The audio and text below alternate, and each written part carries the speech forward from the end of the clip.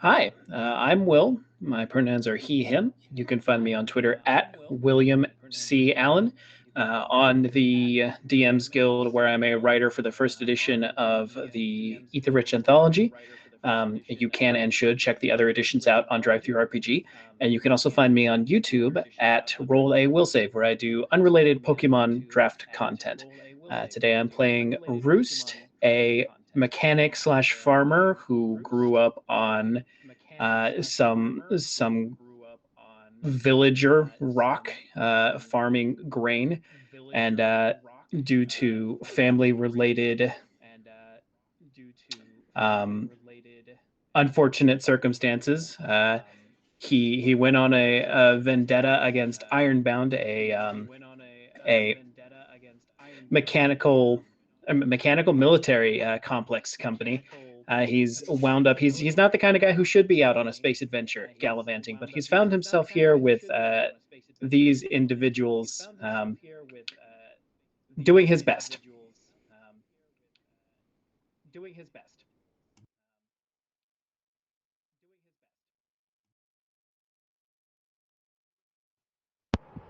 I'm Mrs. RPG Hour. You could find me on Twitter at Our Adventures. Um, and my pronouns are she, her, or they, them. And uh,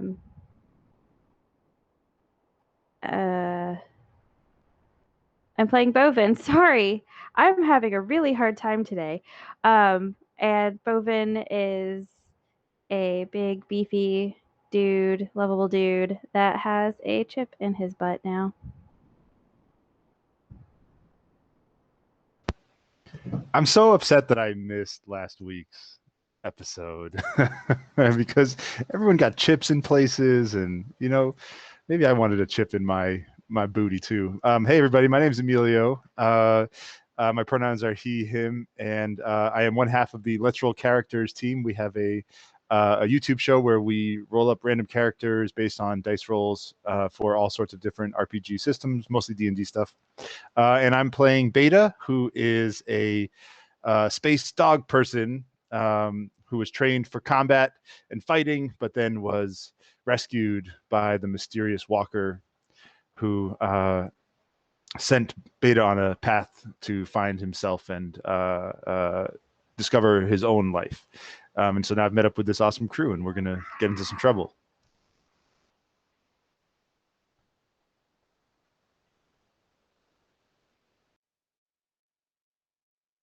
I think that's me. I am Ark. Nice to see everybody. Glad to have you joining us today for our Mekton Heist adventure. I'll be playing Penjani Sise. Um, Very curious, kind of scientist, kind of rapscallion, and part of the reason why Bovin has a chip in his butt. So consider that your reason to check up on our past games to figure out how that happened and why it's happening.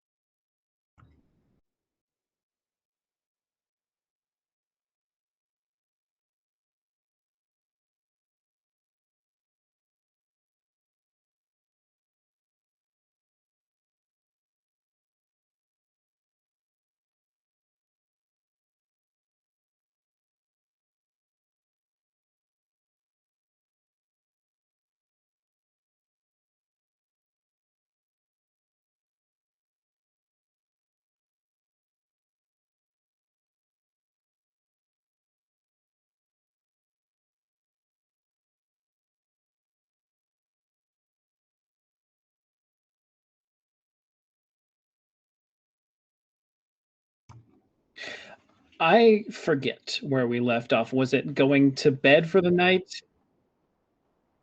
I think you just can't hear. I hear. Right. Because I hear him just fine.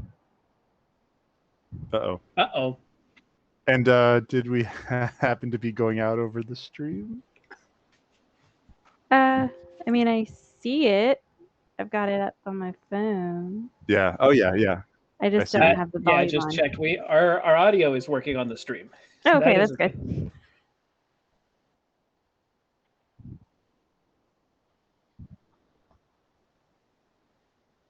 Oh.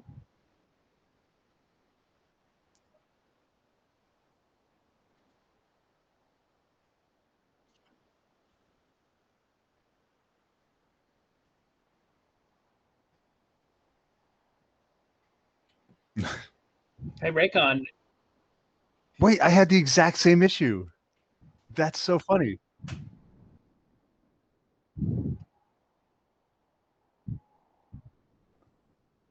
Oh, I don't have that excuse.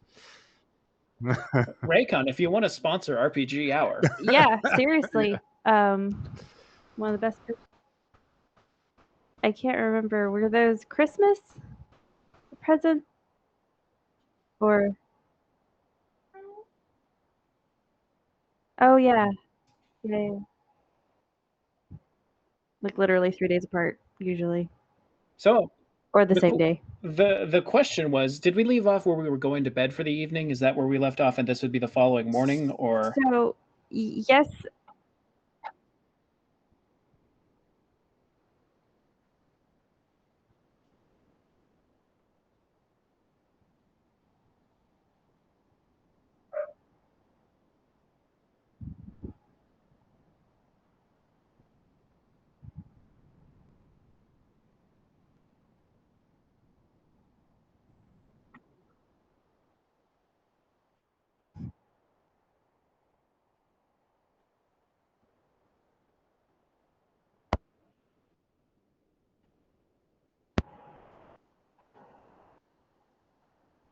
That's very exciting. So we've got access to the like fancy captain's quarters and the mechs and everything. We own this bitch now. Yeah. All right. Well, Roost gets up pretty early. He's going to. The first thing he does when he wakes up, he's going to go down and start making breakfast and start using some of those spices that he purchased yesterday. There's a moment of consideration. Does Bovine eat beef products? I would say that's probably considered a bit taboo. All right, that makes sense. Just, you know. Is sausage also is pig too? Is pig adjacent enough to be uncomfortable? Nah. I think it's really just like beef products or like certain leathers that are like a little offensive, but otherwise probably fine. I mean, cows, Though I suppose they do mostly eat like plant fibers and things like that, but they get all kinds of stuff in there, bugs and other sources of protein. So they probably evolved to eat other stuff. There's an easy workaround for this. Roost is just going to do turkey. So he's going to do sausage, eggs, and sausage, eggs, bacon, biscuits, and gravy.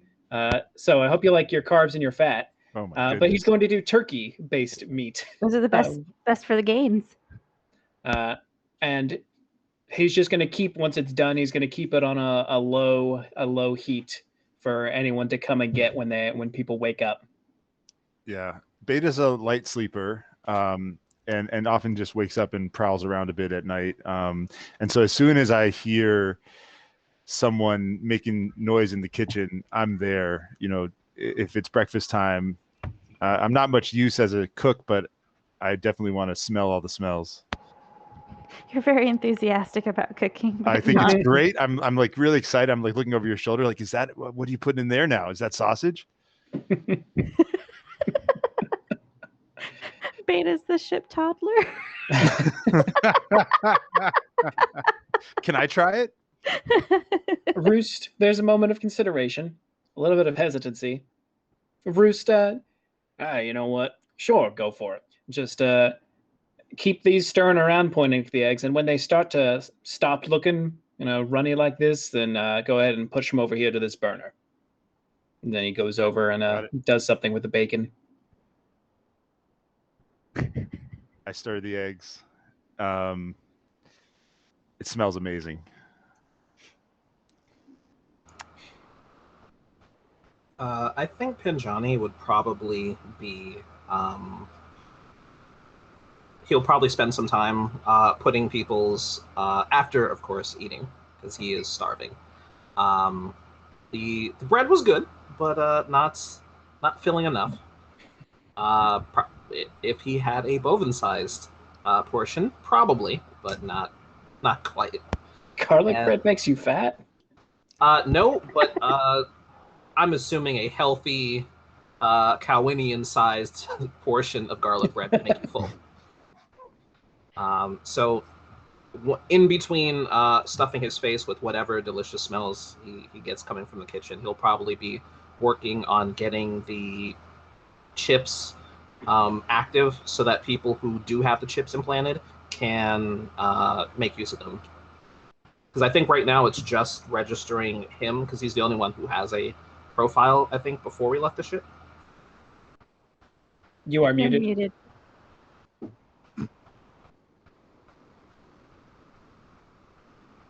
Okay, good. All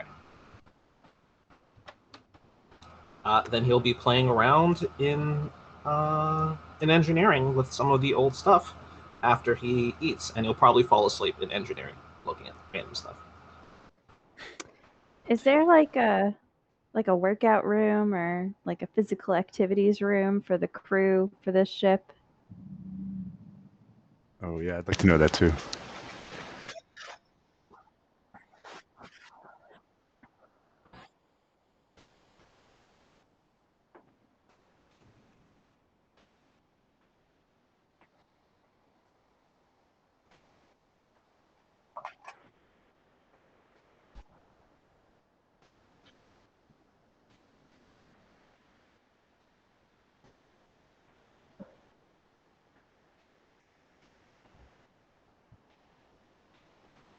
Okay, so Penjani is about to have a heart attack because Bovine gets up very early because you have to get workouts in when you can and before there's like actual things you have to do.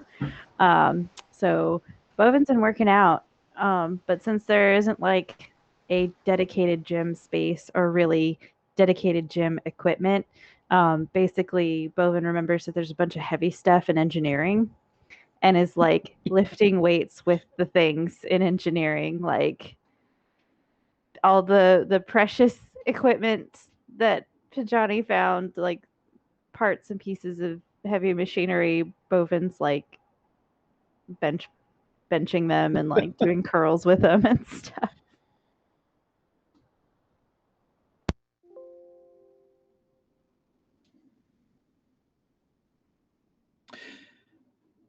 So I suppose while we're having breakfast, Beta, we talked to those pirates out at their wreck yesterday evening. They were running some kind of farmers market. It was really kind of nice, all things considered. I assume they need to collect up stuff, and it seemed like they're kind of in a similar situation to us, where their ship's broken and they're just wanting to get off this planet. I was told, and I hold up the pad, that the contact information for their captain is on this pad. We didn't use it yesterday because we were suspicious of whether or not there'd be some kind of malware or something to mess with the ship's systems if we plug it in to access it. Right. But now I'm wondering that if they're interested in talking, if we might as well just chance it. Because judging by the size of their ship, the worst thing that can happen is we could get in a fight, and I feel like we win that fight. I think you're absolutely right. We definitely win that fight. I saw the state that they were in when we stopped by there. And yeah, we can take them. And I don't think, honestly, I mean, I don't think they were looking for a fight. They seem friendly. I don't think so either. So, just trying to survive out here like us. Is that where you picked up all of this amazing food? Did they sell you this stuff? No, although the the drink and some of the eggs did. The eggs did come from that we're having this morning, though we won't have those for very much longer. Well, I got. Go ahead. If we want to plug in that data pad, is there a way? I mean, this is stuff above my pay grade, but is there a way we can block it from weird outside interference or protect ourselves somehow? I mean, there's a chance, but we probably should have Penjani present while we're doing it, just so that he can oversee it. Yeah. And don't worry too much about being over your pay grade. We're pirates now. None of us are getting paid. True. I'm just, I'm just so used to my ways here. I mean, this is the first time I've been able to like have a meal with friends in a long time. I've been surviving on military rations for most of my life. This is fantastic. I'm glad you appreciate it. Something else that came up yesterday. I was attempted to negotiate talking to their captain, and I announced myself as the captain of our group. And I didn't exactly talk to you about that. Like, what is the situation as far as, like, well, how we're communicating with others? Are you the captain? Am I the captain? Are we co-captains? What are we telling people? I mean, I've never been a captain. I've never been in charge before. In my unit, I was second in command. I am happy to let you be captain. I'm also very open to the idea of not having a hierarchy and everyone just being a person. And no, I agree with that. I'm just meaning like a lion.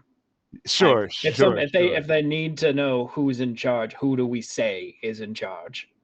Yeah, if you're okay being that person, let's have you be that person. But I think actually maybe it makes sense that whoever we think is the most appropriate person for the situation, we should just name them. Like if we come across a bunch of Cowinians, hey, Bovin's in charge. Talk to Bovine, right? All right. All right. Tuesday, Captain Bovine. Yeah. All right. Sounds good to me. Glad we got that sorted. But yeah, why don't we have you be the default? You'll be the go-to if we are not sure, who to call out. I guess we should talk to the others about this too. I think Penjani's on the same page. I don't know if Bovine will care, but yeah, we should double check. Okay. Well, I suppose after breakfast, we're going to go down to engineering to do something about this pad.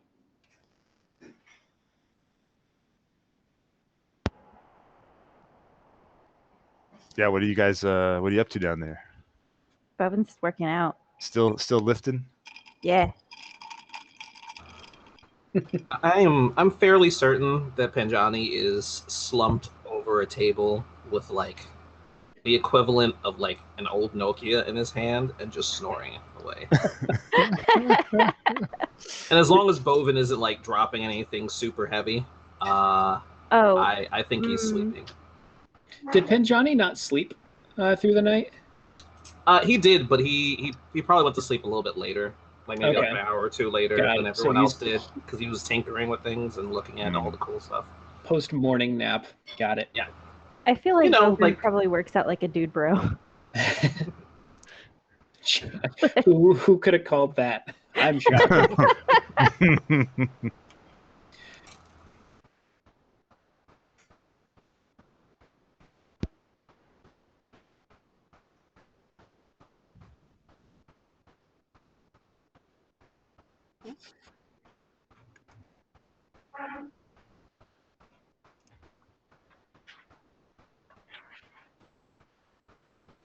Okay, sure. I will think about what machines might be down there.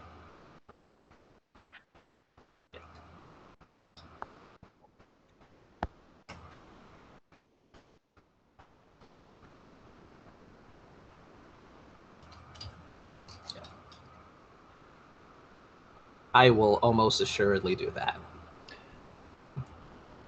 Hi, Bovine. There's breakfast in the kitchen if you want something. Bovine kind of like chucks down whatever big machine thingy he was carrying and is like, "Oh, really? Sweet. Thanks, bro."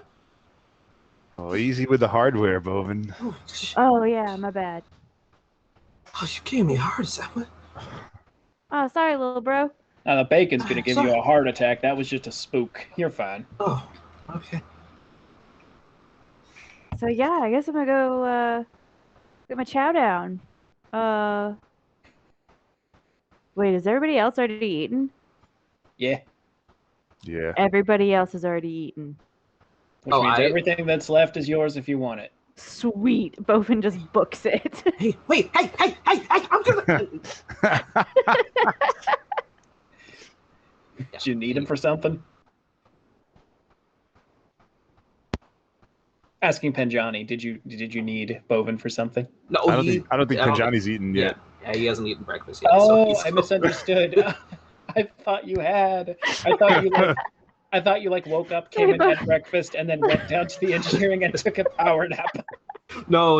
He was with you all last night when you were eating, and then went downstairs and went. So yeah. So Roost would not have been that dismissive to Penjani. That was an accident. It's okay. So it's like I just imagine like Bovin and Penjani like trying to both at the same time to squeeze through like the kitchen doors. Like, wait, no. It's more like a Beta and I already ate, but zoom. Yeah. Definitely that. You find an alarming lack of bacon. There is still some, but Beta has done some damage. Excellent. I think Penjani will be mostly happy with just a couple of strips. He'll be fine to leave most of the protein to Bovin. He'll probably just grab some toast and make like a small breakfast sandwich. And Oh, no. Bovin's concerned about your size and like wants to make sure you like actually eat. But And I'm then not hungry anymore. and then Bovin's gonna help you work out later. I know, but Yeah, we could just put you on this like regimen, right? And I could be like your teammate, your coach. Yeah, we could totally do this. We totally like but you're get already you my ripped. teammate. But I don't want to be ripped. What if I don't have any other clothes? I won't be able to fit into anything if I. That's like the best part, though. That's not you the get best part. ripped, and then you this shop jacket for is- new clothes. No, you don't. Okay, look, and he dramatically flares his Kaiba coat. I paid a lot for this. This was supposed to be like my big thing. This was like my, you know, how like once a year you tell yourself, I'm gonna get something really nice for my birthday, and then I got this for my birthday, and I like it. I like it, and I don't. If I get any bigger, I'm not gonna fit it. So what I'm kidding is, It's a little so tight we in the need more like a arms. lean. We need like a lean program. I could do that. I'm on a I know lean how to program. do Look, that. I'm on a lean program. I'm on the program. I'm on the program. No. Lean strength. So it's like Okay. people like underestimate you, right? And then when you fight them or like lift something super heavy, they're like, "Whoa!" and you like totally blow their minds. I'm gonna be honest, Bovin. Usually when someone underestimates me and then I surprise them, and he like kind of like opens up his satchel and like takes out his pistol. Like I just shoot him. It's easier that way. I try not to. I'm not really like I'm not the best at it. It's anyway. How about we workshop it? We'll try to come to a happy medium. Yeah, I could come up with some ideas. I could brainstorm. We could talk about it. But seriously though, you gotta eat. You gotta like nourish your body because it's like the most important thing. You gotta take care of your body so your body can take care of you. I don't know if Bovin has noticed that Penjani's kind of been like circling the table slowly and like, yeah, I'm just gonna grab this thing and just like kind of slowly rotating closer and closer to the door. No, Bovin's just talking. Like, yeah. Okay, all right, good. I'll just how about we do this? Because I'm still a little bit full. I wasn't prepared for the regimen. I gotta kind of prepare yourself. You know, like mind, body, and soul, right? Yeah. Is that the thing? Am I getting it right? I know. Yeah. Okay. So I'm not prepared yet. So how about I just go with like, you know, maybe a little bit more of the eggs. I think that's is that the right one? Good protein. Yeah. Okay. No, So it's like good I'll just- for like all your stuff. Yeah, Okay. eggs, protein. You do need to get carbs though too, because that's the energy for your body. Yeah, yeah. Well, I had the toast. It was yeah. I had the when we were looking at the stuff when you were showing me all the cool Calwinian stuff yesterday. That was really cool, by the way. I I appreciate had some that. carbs yesterday. Though honestly, like Cowanian carbs is probably sufficient. You had carbs yesterday. Cool. Some dense bread. Oh, hey Bovin, you remember the robot that we ran into? There was a robot. Yeah, there was like I think it was the one that we were talking to, like the one that it like Oh yeah, that weird Yeah. little dude that was saying some stuff. yeah. I think I What saw did him that looking at even me funny, mean? maybe. I don't know. It was weird though. All right, and he goes back to eating and not talking about the possible murder robot. Fitness or Murder robots. robot. Oh man. Yeah, potential murder I'm robots. guessing. And avoiding the topic of potential workouts in the future. Yes, very much so. Two birds, one stone.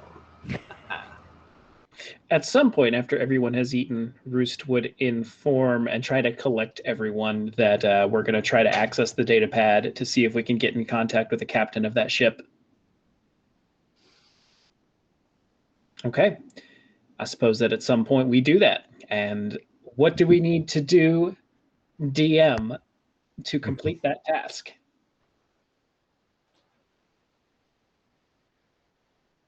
Yes. Yep.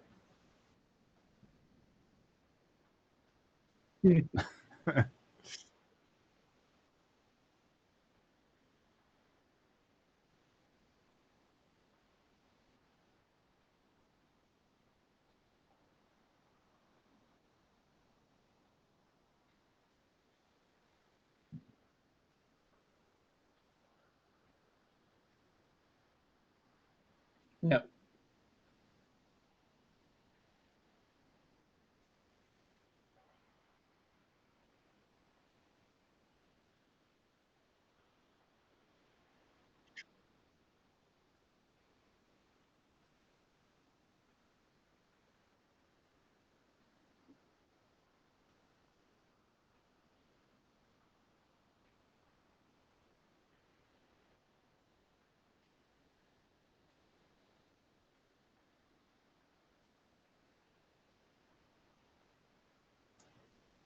Sure, let's plug it into one of the drones. Yeah. Let's plug it into something that moves and can run away. Hmm. Should we tether the drone to something first, maybe? Yeah. Yeah. Is there a way to not necessarily tie it up, but to at least secure it so that it can't just instantly bolt?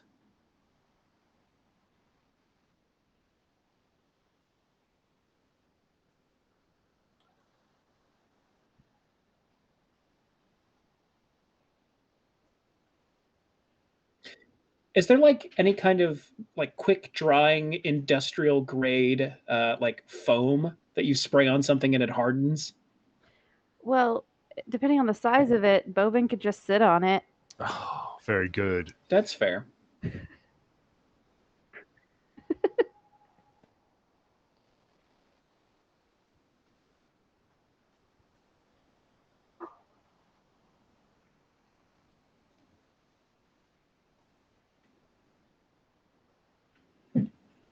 It's fairly sizable.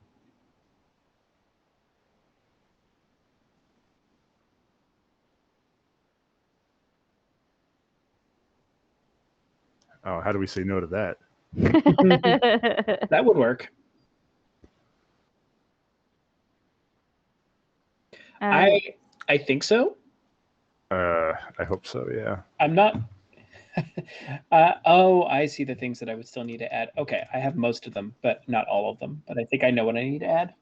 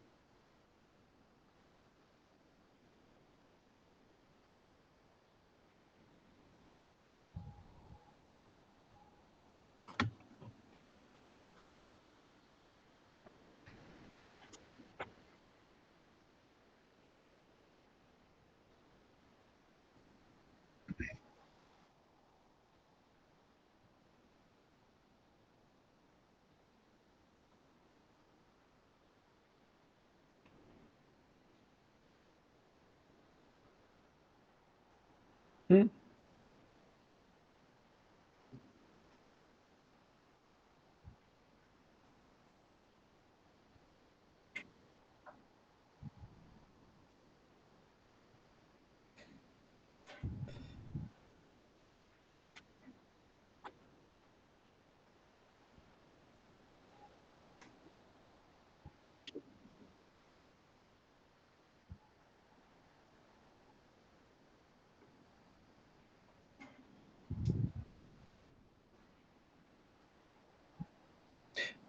I feel like we could just hold it still with a mech, and that would work. Yeah, you've got the big mech, right? I do have one of the big mechs. Yeah, the heavy weapon / repair kit. Do you want to pin it down and Penjani can do whatever the data inputting is? Yeah, sure. Is there anything Cool. that would be useful for the rest of us to do just to like make sure nothing goes wrong? Um,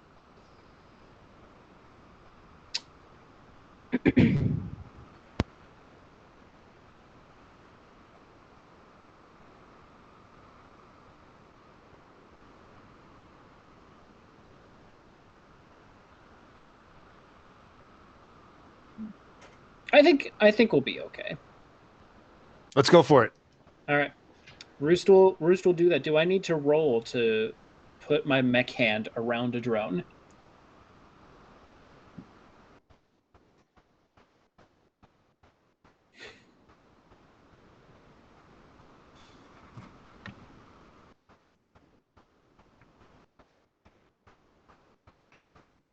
Okay.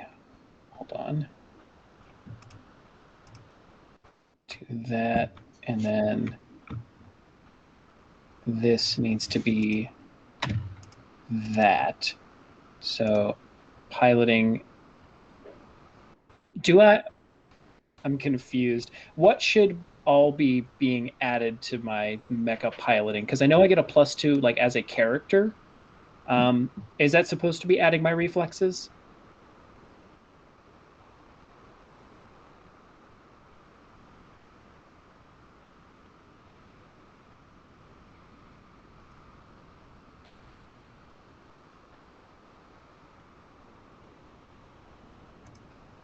Oh, okay. And it says that I have got it. And it says I have a -6. Is that correct? Okay.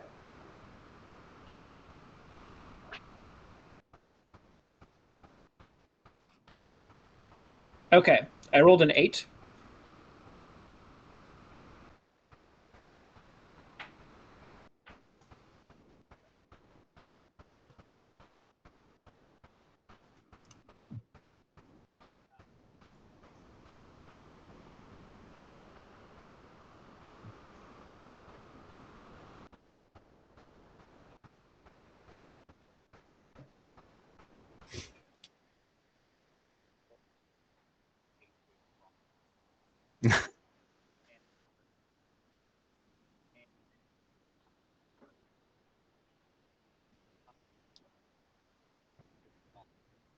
All right.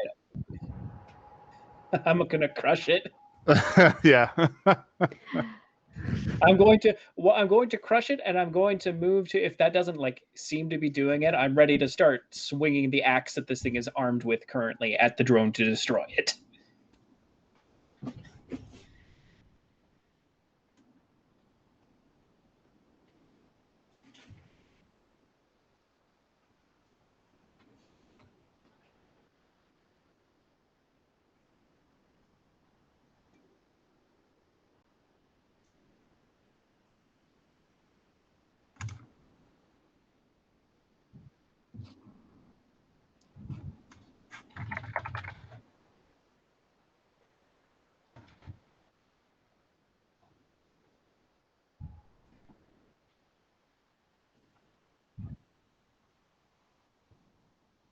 Mhm.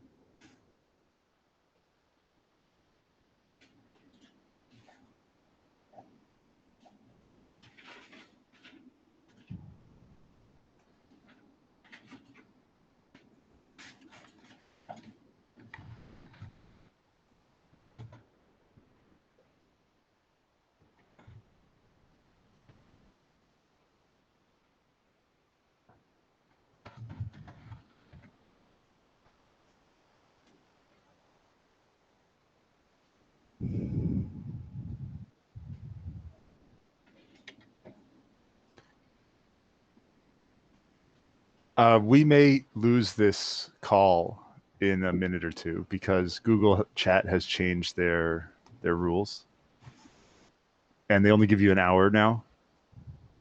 And I just saw a notice pop up saying we have 5 minutes left. Yeah, this just happened like yesterday, I think. Oh boy.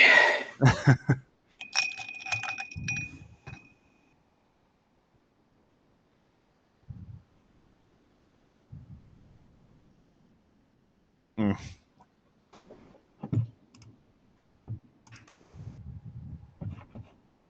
But yeah, if we want to maybe do a quick break and try to sort it out.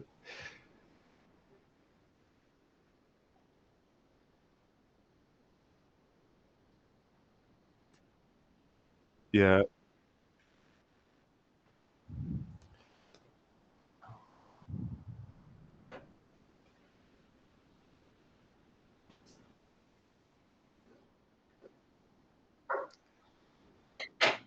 Yeah, you might want to. I think you can do a 14-day free trial to just get unlimited, which might be better because otherwise you'll just have to do it every hour and start over again.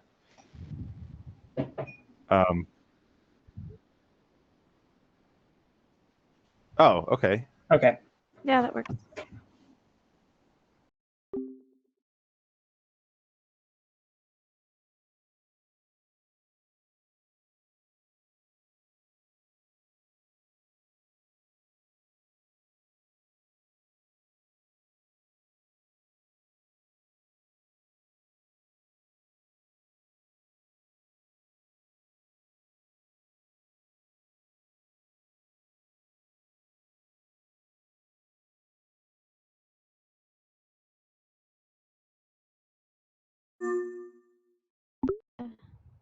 Background thing.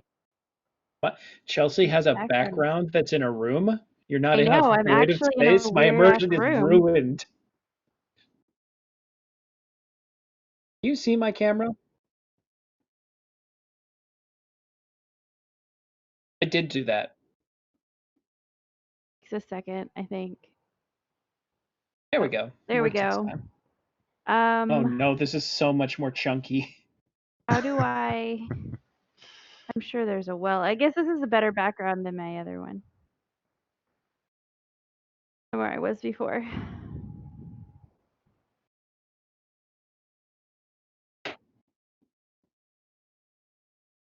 Yeah. I think I can do it on my Mac, like on my side of things, like as a filter on my camera, but I don't know how to do that.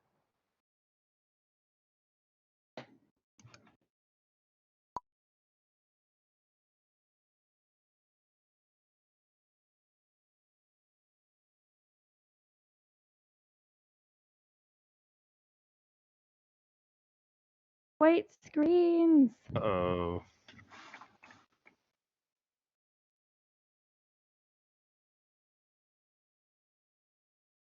Yikes.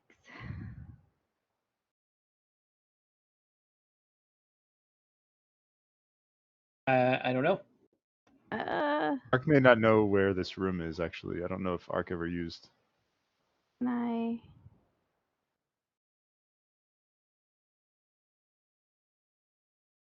Wish we could like grab people and throw them in somewhere, like here, right here.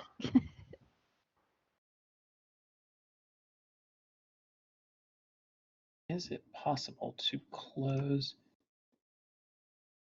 the chat room?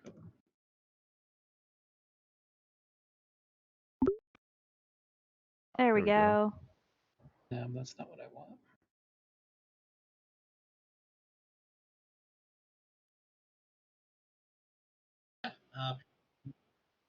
Update. 2 minutes. Ark, you're muted. I think you were. Oh no, huh? Weird. I think you were just talking. I didn't hear anything though. You all didn't hear me when I was talking just now? Oh, now I hear you. No? Okay.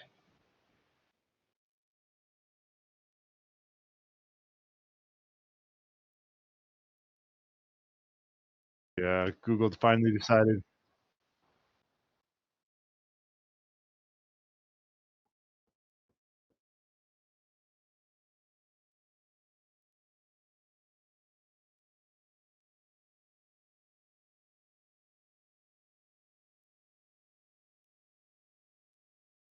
Okay.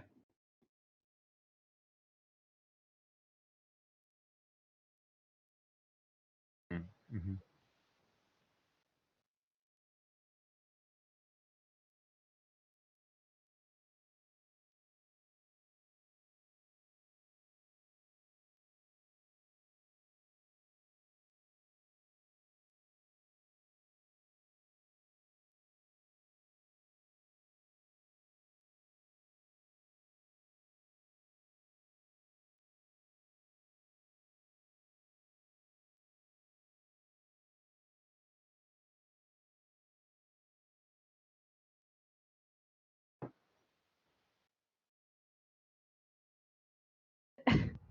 Moving on up.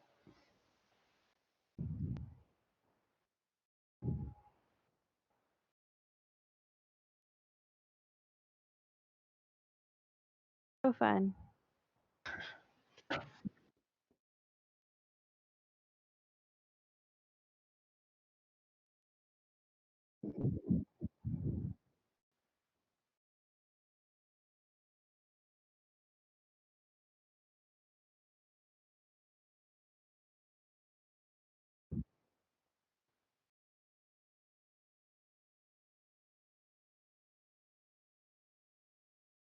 Does seem better, yeah.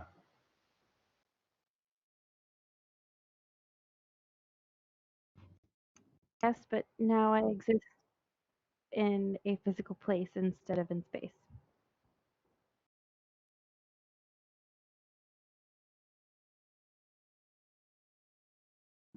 We'll fix it in post. Fix it in post.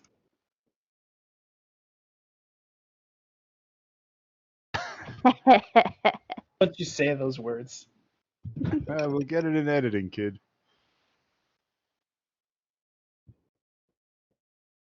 Dude, that was like their fucking motto. We'll fix it in post.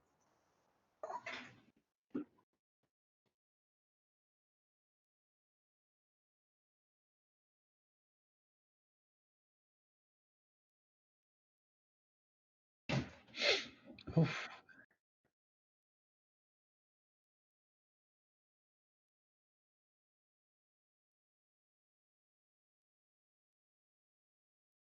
Do.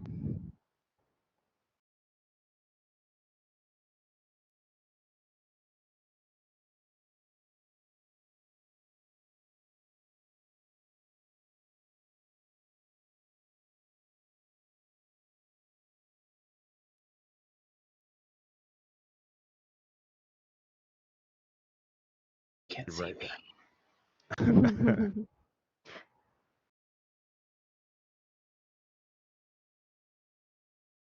I always I always get the John Cena thing mixed up with the Hito Yui thing, and I don't know which way my hand's supposed to face for John Cena.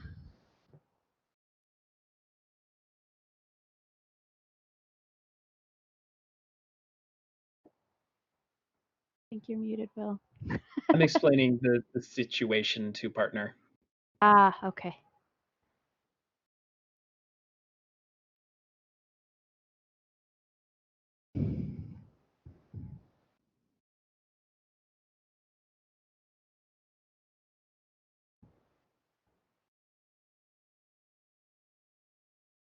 Freaked out for a second. I'm in a closed room by myself, and I thought I heard the fatness like behind my chair, and I was like, "How are you in here?"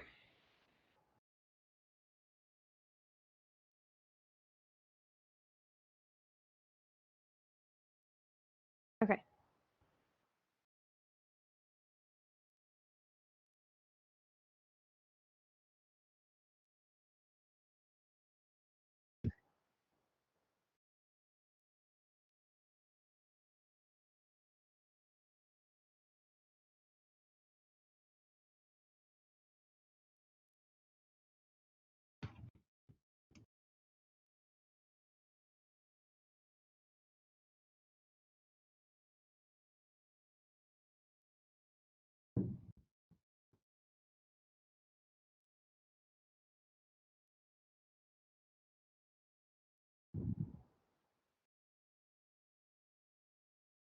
I have the Twitch stream open, and I'm not getting any audio from the words you're saying.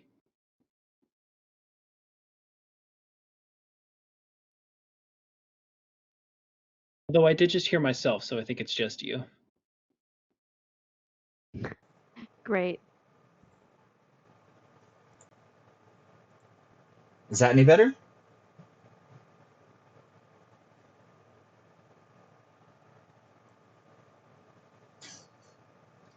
Did you just ask that a second time, or did I hear it from the Twitch stream? I'm hoping you heard it from the Twitch stream. Okay, then I think... Okay, yeah, no, we're good. Now I can mute that. That was very confusing.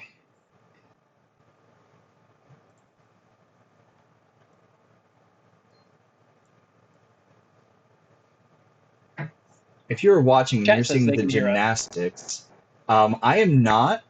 So I am having to move these windows to line up Mrs. in the way that I am lining her up at, It can be because crooked. I'm a disaster by it's fine. OBS Relatable. is no, like if I move it up, like I'm having to move two things at one time because it wants to move two things at one time. Like it's like some of those video games where it's like, oh right, line up these two pieces and they're both moving at the exact same time and you're trying to like catch them. Like that is exactly what's going on. I don't know why OBS is doing that. I also do apologize. I don't know what to do about captions.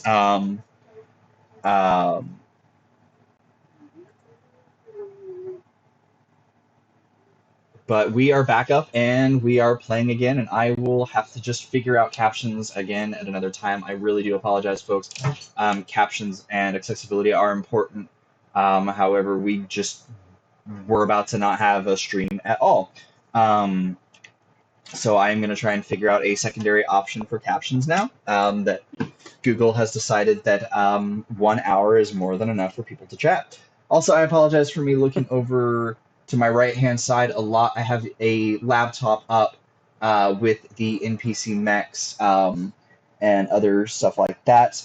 Back over to what I was doing.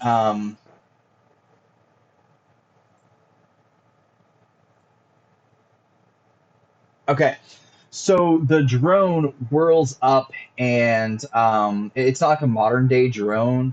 It's basically got like little vents on it that are basically the size of like a big gulp at gas stations. We're not sponsored by you, so so it's just like this little vent But we like can this, and it's basically like a ball rotator rather than like a giant fan.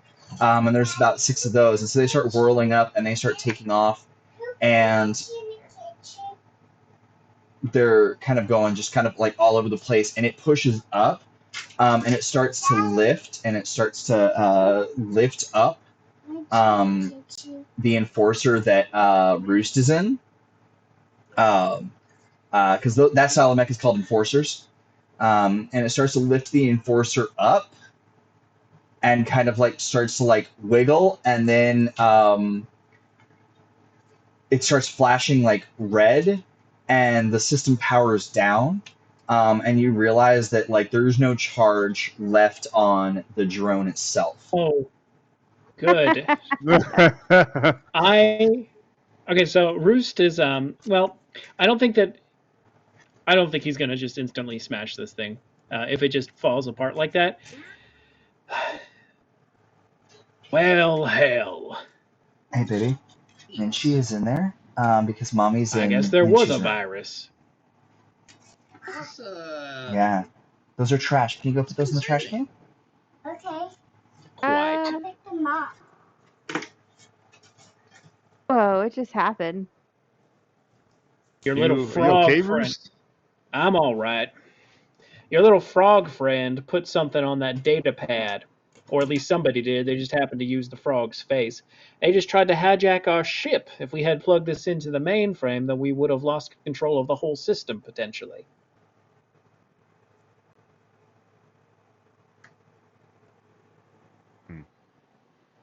Why did the drone power down? Because it just didn't have enough charge, enough juice left? Right. Yeah, so it's got two different ways that it can charge. You can either use a portable fusion cell to charge it, plug it directly into the fusion system, or plug it into the equivalent of a power outlet on the ship. And I didn't think that little drone would have been able to. Well, I guess it's not that little, but it would have been able to lift up your mech like that. I was a little shocked. I'm a little shook. Shaken.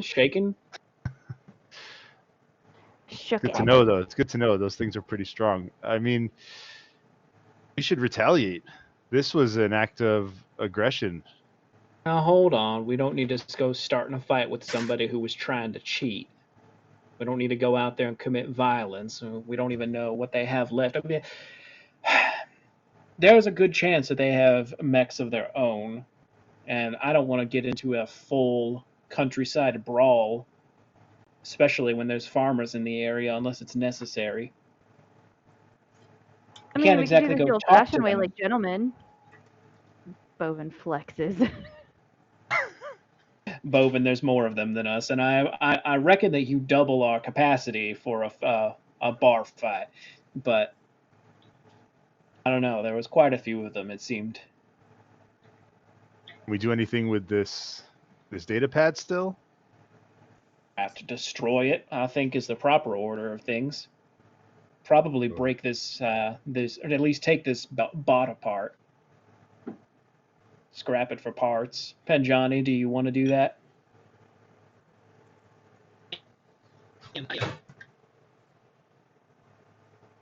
I apologize. I heard a lot of static. I don't know what you said. As long as the parts aren't gonna try and like whirl up and try and off me, is that a thing we have to worry about? I don't think so. As long as we don't give this thing any juice, I don't think it should wake back up.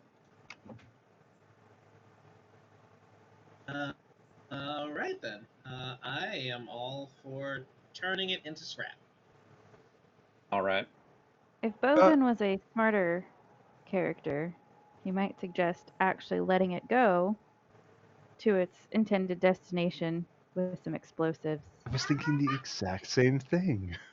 Well, my thing is the sign said your ship is now ours, which means they intended to commandeer the ship, probably remotely.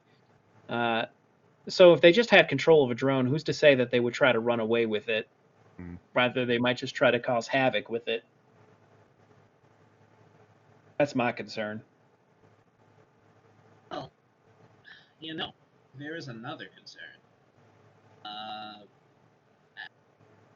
The possibility they know exactly where we are right now? There was a short amount of time where the bot was working and their virus was transmitting to it. I have to imagine if they were waiting for a signal, that in that short amount of time, considering the short amount of distance between us and them, relatively speaking, to a planet, they know where we are. They also know where the ironbound ship fell down. They do not know that we are the owners of said ironbound ship. Supposedly. They did not seem to, but they seemed to think a lot of things that I no longer think are true.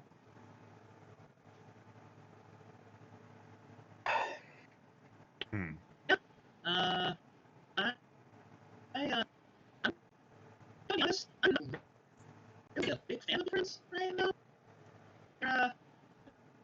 Not looking too good. Not looking too hot.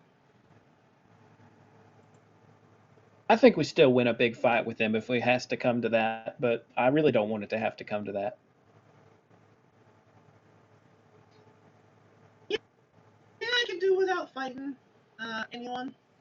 Honestly, I just honestly aimed for the scanner originally. So to go from a scanner to being shot at is not my not quite what I signed on for. I mean, if we have to, I will. But I just Don't worry. cost benefit analysis. What I got. That's me. We're not starting fights with a broken ship unless we have to. Now, whether or not they start a fight with us, I guess we'll just see what happens. I want to know how long it's going to take for this rust bucket to get in the air. And I think Roost is going to power down his mech and go investigate how long, if the computer can run in a guess on how long repairs to the ship are going to take before it can get off the ground. Okay. Um, so the systems in the security room would be the best ones to actually try and map something like that out with, because they do have like independent environments that can be put together. Um,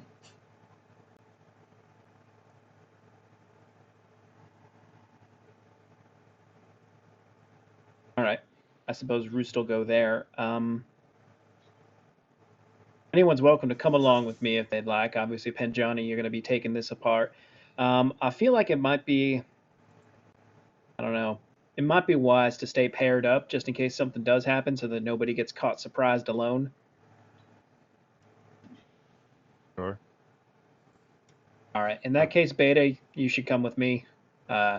Bovine, stay here with Penjani. Sounds good. We're going to go off to the security room and look at some numbers and charts. Yeah, and if we can also like sort of see the status of any weapon systems that we have in addition to repairs, Mhm. now that we have a potential enemy. And we have the 2 drones out now? Are they they were just alternating repairs based on their battery charge, right? But they weren't doing any patrolling or anything like that. We didn't change that last time, did we?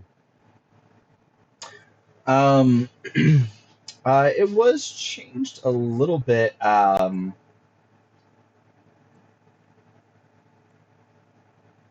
think what we originally did was we set one of them to gather information on the surrounding area and the other on repair. I don't know if we changed them to be double repair or not, or if we just left it like that. Mhm. I think we did change them to be double repair because we were Okay. like, okay, we've supplied up, and now let's try to get the ship fixed. Okay.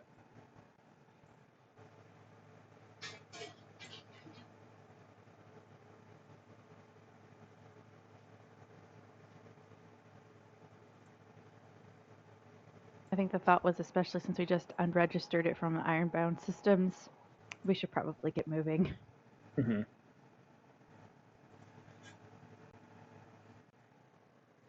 And I'm sorry, you were looking to find out how long before your ship is able to be up and running, or you're looking to find out how long until the pirate ship is up and running? Yes. Ooh, both. I suppose both is probably a good idea. Yeah. Okay. It looks like that it is going to roughly take um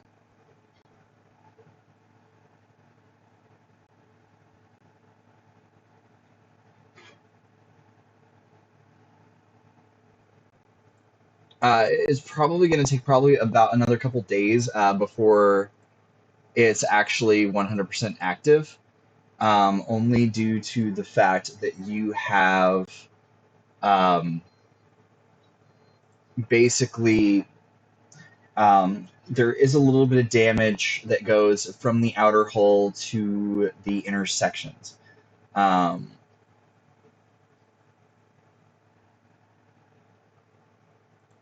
I do Can I apologize, ask a folks. question? Yes. I suppose it would be distracting from getting the answer about the pirate ships, but could we, or the other pirates ship, how many of the bulky like repair mechs do we have on the ship? And if we stationed multiple people in them, could we decrease the amount of time if we were helping the drones with the repairs? So you do have enough for everybody to be operating with one. Um,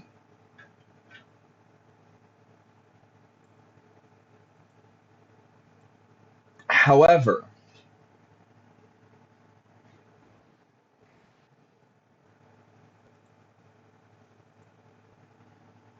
sorry, for some reason the stream has gone to like super blurry mode, so I was trying to see if I could fix that real quick. So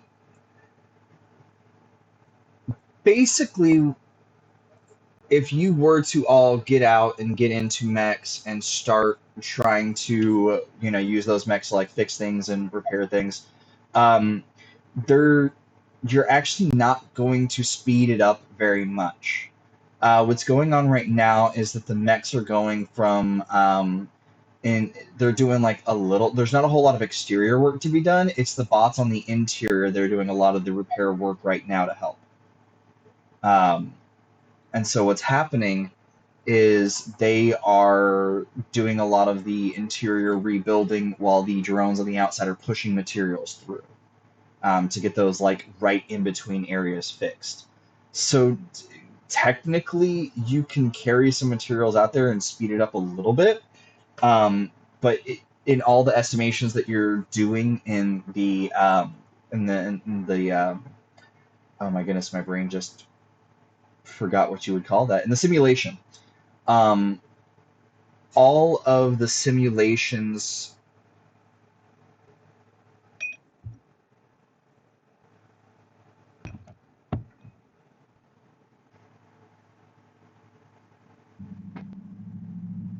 Sorry, hold on. I don't know if people can hear us at all because like it is either we have frozen or I see us in OBS moving. Okay, there we go. We're moving on the stream again. Sorry.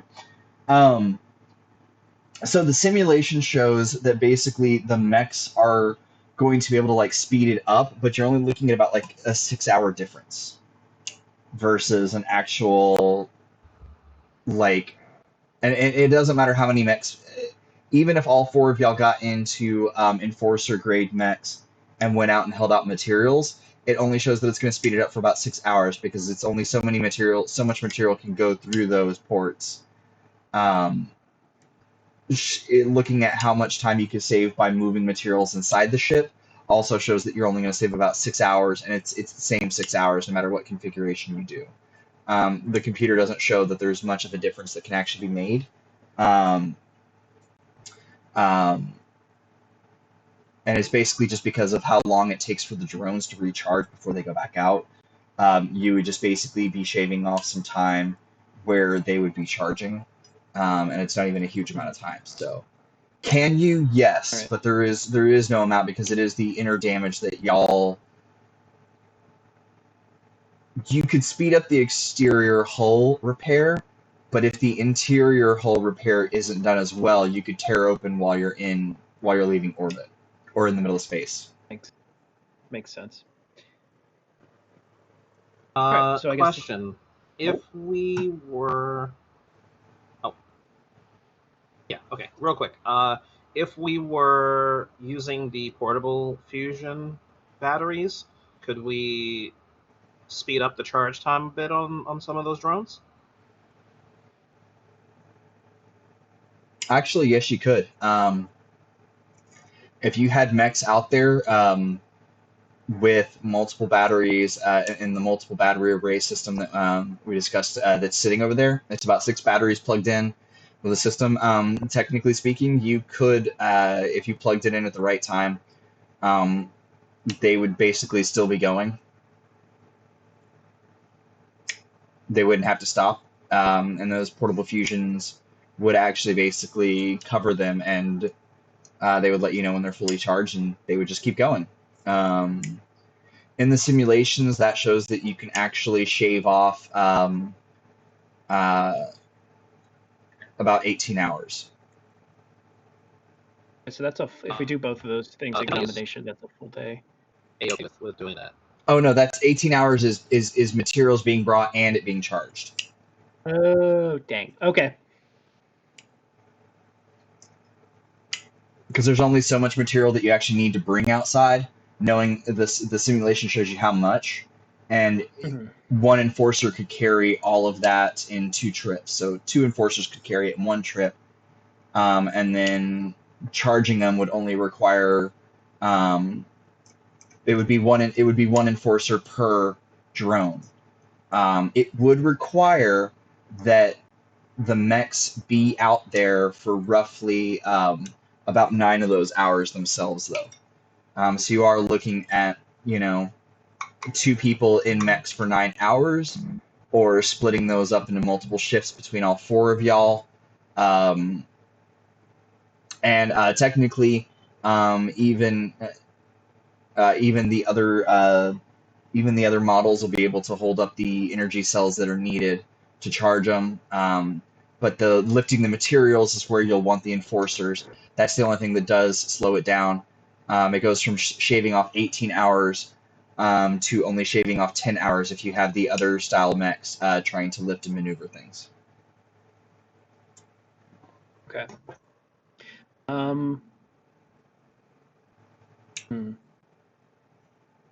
Well then, so I guess Roost is starting to have some thoughts, but I assume Beta is too. So what's the other things we wanted to know are, like, what are the ship's security, like defense options that we have?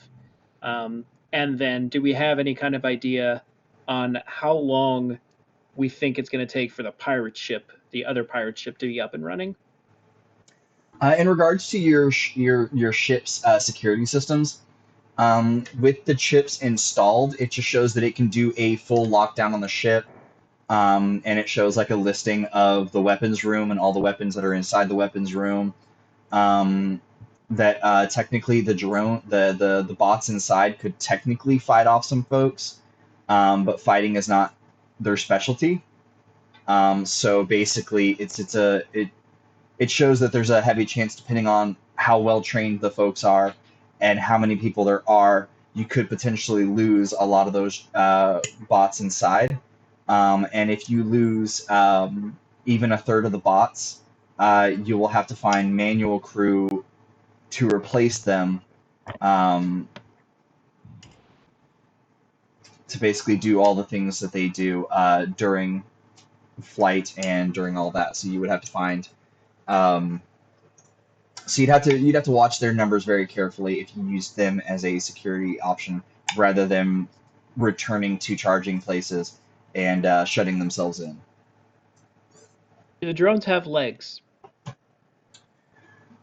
Some of them do. Some of them have like a ball maneuverability, and some of them are gravitics. All right, so some of them don't have left legs, which means at least somewhat we're good.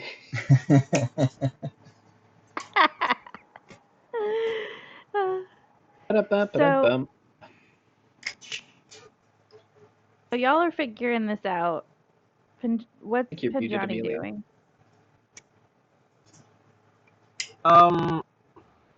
Penjani's probably going to ask and just make sure that Roost gets his hand from around the other drone so he can like start dismantling it. Like that was one of the things that we had talked about doing, and he's like, "Yeah, okay, let's take that apart." Just in case I don't one of the robots. Oh, hey, the drone's depowered. Let me make sure it gets powered up or something. So he wants to dismantle that so it's not doing anything and disconnect the tablet, and then afterwards he'll just he has no idea what he's going to do, so he'll help wherever he's asked to help. Okay. All right. It's actually going to take quite a while for you to dismantle the drone into individual pieces that you feel won't be able to activate in some way, shape, or form. In regards to other security, so if it becomes an issue, technically speaking, you can have the drones stop what they're doing and instead engage. But if you do lose any of the drones, then your repair time goes down. Right. Technically speaking, if you lose both of the drones, you do have your mechs that you can do the exterior repairs with. It will just take a little bit longer to do. So that will be something. You also have your mechs for defenses, but outside of that, this ship was built more as a mech carrier and a troop deployer rather than a like a warship. This is meant to like drop in, drop off a bunch of mechs and people, and get back out. It can actually make 2 jumps simultaneously, as long as there's no damage to the ship. and then it has to recharge, refuel its systems before it can jump again. Okay, so the main defense is probably the mechs then. It's sort of Yeah, the primary. it's the mechs and the two giant drones. Technically, if you were to be able to retool those little mechs, you could use them as well. But it's basically the mechs and if a ship is close enough, it's all about just like sending over a cutter pod with troops inside and have them basically demolish things from the inside. Yeah, infiltration. Okay. Yeah, and technically the jump drive that's built into the ship is also a defense mechanism. Because while the vast majority of the ships in the universe can only jump once before they need to spend some time recharging, yours basically has a redundancy that allows it to do it twice. Very useful. Roost, I mean, there's a lot of data here. My my head's starting to swim a little bit, but it seems like we have a few options. We can really invest some time and get into the mechs ourselves to speed up the repairs, or we can start to prepare a little more defensively and maybe have a mech or a drone on patrol in case those pirates decide to do anything, and we'll be ready for that. Here's my thoughts. Two of us should be running the big ones that can move and handle the materials. We have a third person out in a mech in a faster combat mech or a long range mech ready to provide support. Mm-hmm. And somebody on the inside making sure that if they get onto the ship that we're not all just having to scuttle out of our suits. And that's probably going to be Bovine because I don't want to leave Penjani alone inside to handle a squad of pirates. Sure. I mean, Bovin's the pilot too, so if anything, if by some miracle we get the ship up and running. Yeah, all right, we'll be ready. I mean, yeah, I'm happy to. My mech is the speedy boy, so I'm happy to do patrols. I'm not much use at repairs anyway, so. All right. I suppose that's well, did we get an answer on if we know how long the enemy pirate ship is going to take before it's mobile? Boop, boop, boop, boop. Oh, about 2 days, according to the info we have. Oh, okay. Sorry, I missed that. No, that's fine. Sometimes I'll add stuff down there because I know that I can over talk and miss something. So like I was trying to put that there also. Gotcha. Okay. Yeah, the computer readout. We got it. Yeah, the computer told us you're good. All right. Well, let's go present this to the others, make sure that they're good with it, and then proceed post haste. That sounds great. Yeah, let's move. Do Penjani or Bovine have any arguments with this proposed plan?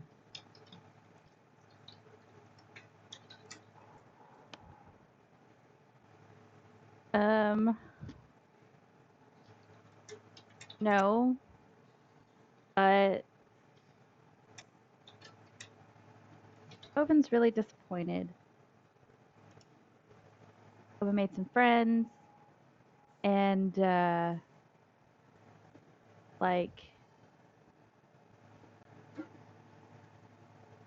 just disappointed him. And Bovin wants to have a very candid, frank conversation with them about that.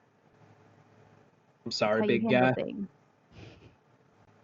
I know closure would be good, but I don't think it's a safe bet for us at this particular juncture. Maybe if we get the ship up and running, we can go over there and have a conversation with them, but not before. I don't think we should be leaving this alone. I don't think that we should be leaving this with our group split. But there's only being 4 of us. Good point. Maybe we go talk to them after we're in the air. How about that? We go talk to them after we can get in the air. Right. Yeah. Oh, well, now that you're bummed, I'm bummed too.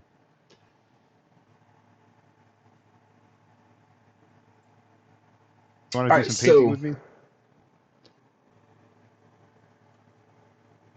is Penjani, as I understood, Penjani was going to be offering assistance. Are you going to be doing that in your mech, or are you going to be borrowing one of the other big boy mechs, the Enforcer mechs? I think he'll probably borrow one of the enforcers just to make sure it goes. He's as effective as possible when he's helping. Mhm. Sorry, folks, hold on.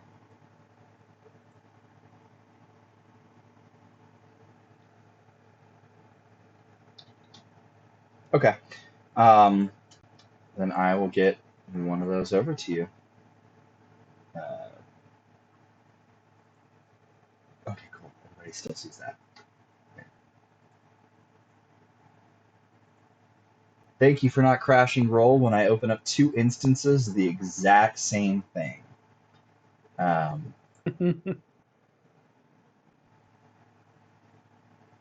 What is this?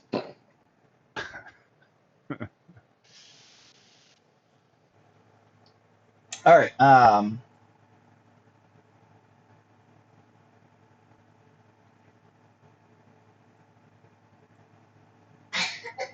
So as y'all are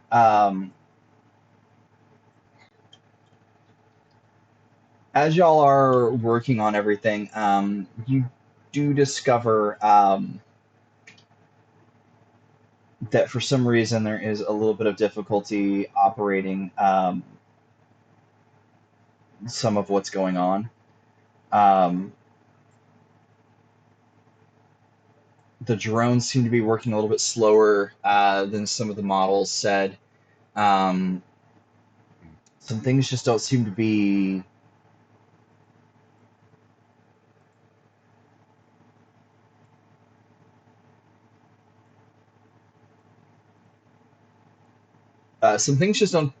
going the way that you had expected them to. For some reason, everything mechanically except for your mechs seem to be operating at a slower pace.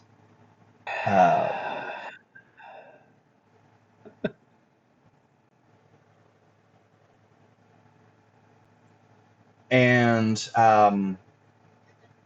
Beta, you're getting some really weird readings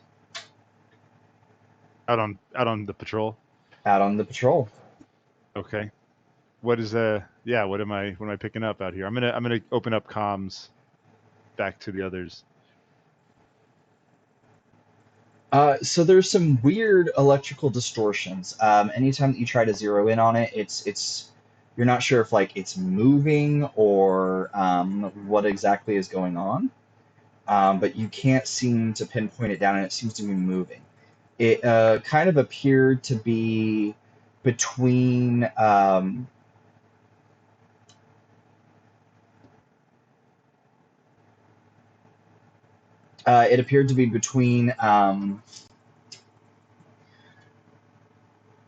closer to your ship than the local farming colony and the other pirate ship.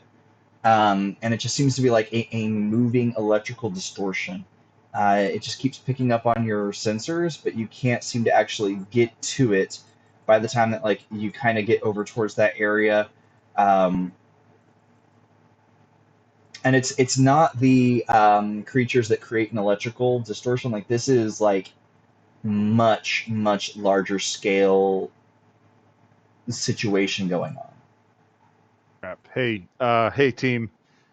We got some weird electrical stuff happening out here. I can't put a finger on it where it's coming from, but it's big and it's moving around. Yeah, we're That's, noticing some performance drops in the drones. Hell. Yeah. We should swap. Okay. I'm gonna get into the other. I want to get into the other one. I don't know, it's too big for me. I don't know. And Penjani will head back to swap into the other mech so that he's not necessarily fighting in the fighting the force. Just make it. I was only in the middle of copying one. All right, so That way you don't have to worry about it for right now. all right, so after you go inside, like almost the exact same moment, what happens is everybody sees these mechs just come out of nowhere, and they're very sleek.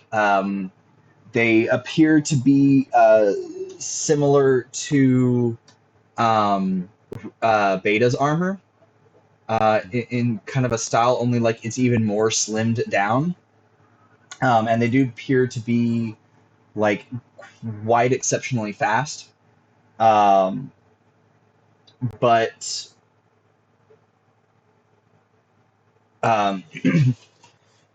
you also notice that there is a logo on it, and it's HII.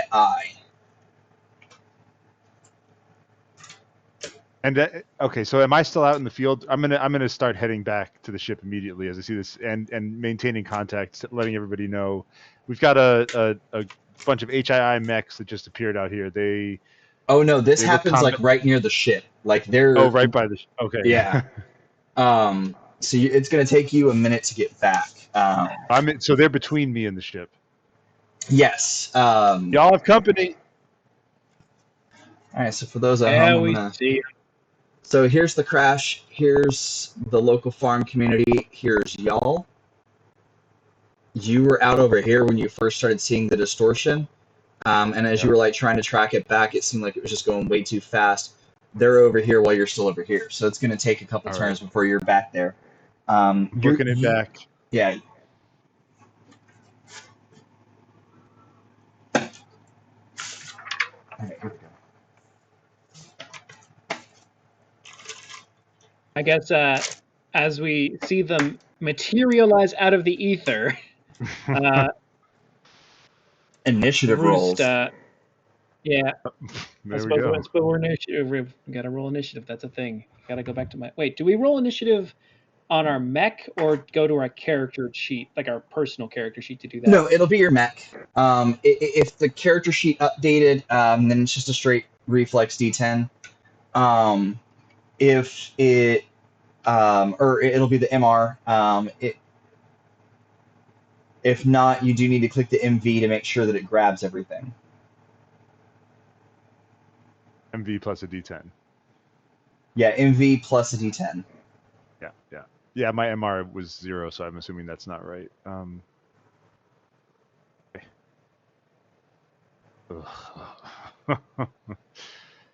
Why so slow?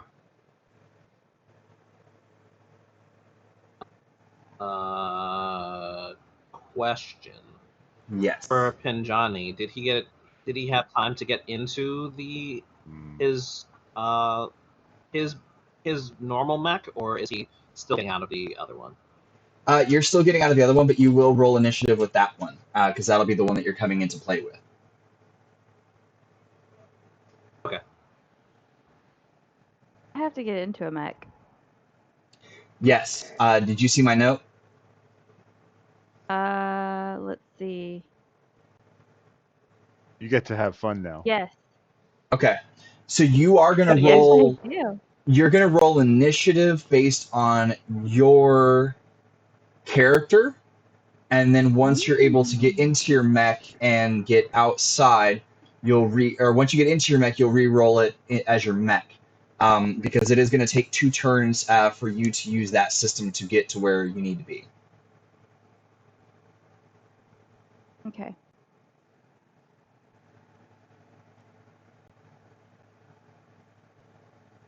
Right. So let's see here. All right. So it's just a D10 plus MV. correct. All right. All right. Got a 5. All right. So Roost is a 5. Beta is a 10. I can write that. Question. Yes. For the mech that I'm getting out of, what's the MV supposed to be? No, Or no, am no. I You're using gonna MV for the long boy? you're gonna roll for you're gonna roll for yours. So you'll just click the MV. Yeah.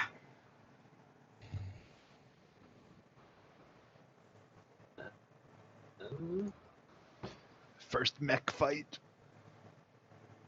Did you guys do a mech fight last week? No, we didn't. You did not. Oh, yes. Okay, I didn't There miss was 6 mech fights. It was so amazing. Oh man. All right. That's an 8. All right, and now to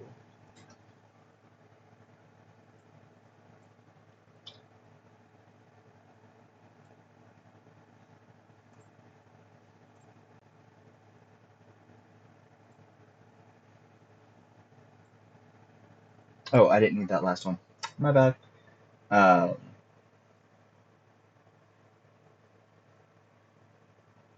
Yeah, there are 2 enemy mechs. And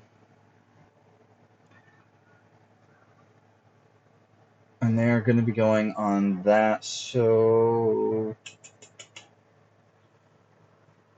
Arc, on the one that you tied for, you actually get to go first on that. Bovine, you've got 2 choices here. You can drop down into the mech bay that is closest to where the action is going to be, or you can drop into the mech bay that is on the opposite side.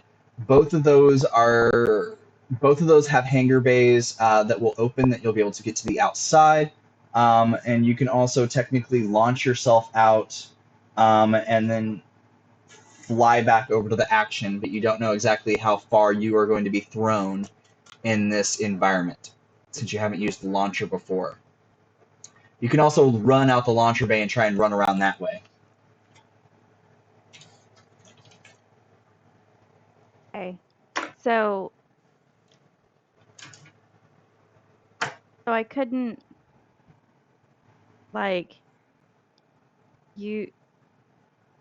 there's not a launcher that would send me directly into the action. Regardless of how far it will actually hurl me. I can't bowl these mechs either No. accidentally or on purpose. There is only one launcher on the ship. It's basically it launches you out of the front of the ship and you go barreling towards the enemy in space. Is what it's meant for. Right. Yeah. So they're not in the direction of where the launcher would launch me. No. That's what I'm saying. You can either go on the side of the ship that they are closest to, opposite of that, to where you can technically come around to do a surprise, or you can launch yourself out, and since the ship is angled up, you'd be launching yourself into the atmosphere, and you could fly back. You just don't know how far away that's going to push you if you launch yourself out. Okay. There is like I said, there's a hangar bay door on the side of that, so you'll be able to exit yourself out to that direction. Okay, so you can exit out, but you can't launch yourself out. Okay, so Bovine were an intelligent character. Either the side and sneak around and try to flank them, or flank them from above would be probably the smartest ways to go about this. But no, we're just gonna go barreling straight ahead through to the combat. We're gonna get into a mech as quickly as possible, get as close to the combat as quickly as possible, and just take care of business. Okay. So that's going to take you down the slide. That's actually going to only take you. So next round, you're going to re-roll initiative as your mech rather than your person, because you're not going to have to worry about all that extra running around, so to speak. So you get to go down a giant slide that's basically going to shoot you down into the mech, because you get to pick the mech beforehand. So next on initiative is Beta. What's up, baby? I heard giant slide and Bovine. I got Oh, they can't see flashbacks, you. but I think we're gonna be okay. Yeah. Well, so I'm sort of out of Are the you waving action, me? right? I'm out in the field Okay, they can't see somewhere, you. headed back in. How close can I get to what's going on in this turn, in this round? Okay, hold on. So there's a little bit of a split on what you can do here. Okay. You can make basically a piloting check to push your mech to try and do like a full movement, and on the next turn be like right up where the ship is. You'd be able to do a ranged attack, but you wouldn't be able to do like a close combat attack, because you'll be within range to basically. But you will by doing that, you are going to put yourself into their field of vision, which means that I mean, granted, they both go after you, but that means that you would instantly be in there. The other thing is that you can do a half movement, and basically put yourself in an attempt to try and, so to speak, snipe at them, because unless I'm misremembering, I'm pulling up your mechs. Oh, hey. So on your character sheets, anytime that you see like the SP and the hits for your armor and stuff like that, make sure to hit the plus sign to put those all the way up. Because I'll be coming back to check your character sheets during combat and things like that. So if that's all the way down, I'll think that your character has like lost a limb or has been greatly injured or something. Uh,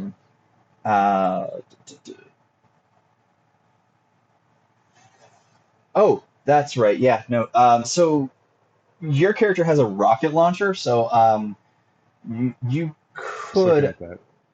effectively get like about halfway, so to speak, halfway in between, and try and shoot from there. There is a little bit of a negative that you would, but as you see there, it's a 0 when using the rocket launcher, so you don't have any additional negatives. There's no bonuses to using it, but there's no additional negatives to trying to attack with it. Except that I am aiming a rocket in the direction of the ship, potentially. Sort of. Feels a little risky. So yeah, you can either try and like double move it up, and then you'll be like right on top of them. You can rocket launcher them, use the auto cannons. You won't be able to get in and go hand to hand. What's the terrain like around here? Is it pretty flat? It's a little bit hilly, because of the large beasts around here. They reshape the land as they move around. So Yeah. So could I get semi stealthily within autocannon range this turn, but be in a place where I have cover? Essentially, yes, you could technically do that.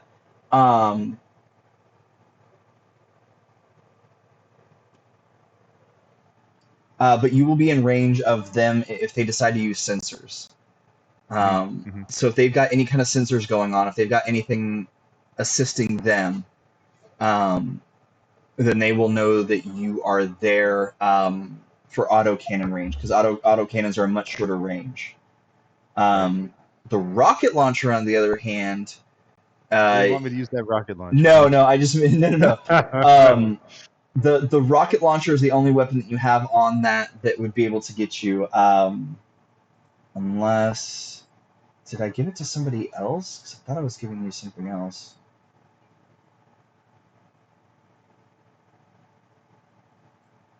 Here we go.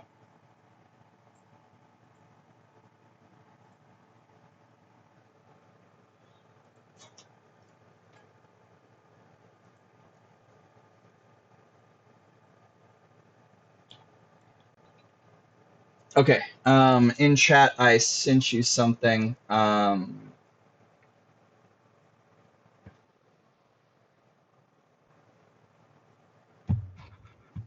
Oh, wow. It's a modified beam gun. I did give somebody the beam gun, so I was able to pull it up. So that is something that you will have access to. So you can go that halfway mark and use that. If you want to toss that down in that same spot down below. Yes, let's do that. Let's get within heavy beam sniper range with some cover, and then I want to radio in and just see, hey, what's going on over there? You guys okay? Roost is at the bottom of the initiative, and talking is not necessarily a free action. Uh-huh, I don't know what they're going to do. No. You can you can chat it up. You've got 10 seconds each action, so I'm not gonna, unless y'all are trying to have like a whole conversation out. I'm not gonna stop y'all for responding out of turn. I'm getting into sniper range. A couple of HII mechs, not sure who they are yet, but I have my suspicions. Be ready to fire. Ready. All right, so you're not going to need to roll to maneuver. You won't be able to fire this round, but you'll be able to safely move and get in range for next round. Perfect. Oh, wait, no, that's right. You will be able to shoot this round. Where you are going to have access to everything, it is going to be a slight range negative for what you can move this round. So you can move this round and fire at a slight negative, and then move next round and fire without the negative, because you'll be able to move, because you'll be able to do that each round. Or you can move this round and survey the land and find the next spot, and then shoot next round. Yeah, I think rather that. I also would rather hold my fire until they make an aggressive move as well. Okay. Not a problem. Then we'll say that you are well within range, and you've got a good idea of what's going on with them, so that if they do anything, you can. And we'll say that you're holding that action. So technically speaking, after they make an action, you'll be able to take an action. I can take a shot. Perfect. Until the end of the round. Once the next round starts, that's gone. Where did this go? I would like to hold an action for 10 rounds and I have had that in another game before. Somebody is like, well, I held an action. I was like, that's 10 combat rounds ago. Like, still waiting to swing, but not it's just like after tired. Images stacking up behind you. Yeah. Oh yeah. Okay, so next on initiative is going to be agent number 2. And agent number 2 is going to go straight for beta. Of course. And attempt to slice right into you with a blade that it has. So that totaled out is going to be a buff of a 9. So you're going to make a piloting roll in the same way that you would make a dodge roll. This will be the equivalent of that. So to try and dodge out of the way. Yes. You said that beta was far away from this, to the point where you would have to like make a dedicated effort to sprint to catch up to the fight. Does the enemy mech moving at him not count as an action that would trigger his sniper before he would actually get close enough to hit him? Can I get a shot off? Yeah. Well, as I said a minute ago, they would get an action before he would be able to respond. Well, yeah, no, but like, wouldn't them moving be the action, and then the attack would be their next action? So the first action would actually trigger the shot, which is the moving. No, because he's not in a. He won't be visible until he attacks you. Oh, so okay. There's another. Yeah. There's one that you have not described that is now. Okay, got it. That was hiding. Yeah. No, from where he was, from when he gets to the spot where he's able to do something, he's going to be able to see part of the action, but he's not going to be able to see the whole action. So he won't be able to see this one because it was behind, basically. So he's not going to be able to make an action until it finishes an action. And its action is attacking you. Piloting plus reflexes plus a D10, is that correct? Yeah, for Roost. Sorry, was I saying it's attacking beta? Yes. Yeah, you were saying it's attacking beta. That's why I was so confused. Sorry. No. Sorry. It's attacking. No, they're way too far away from from Beta. It's attacking That's Roost right right. now. Okay, good. All right, so I'm sorry. What am I rolling to dodge? Hit MV and your mecha piloting in a D10. Okay.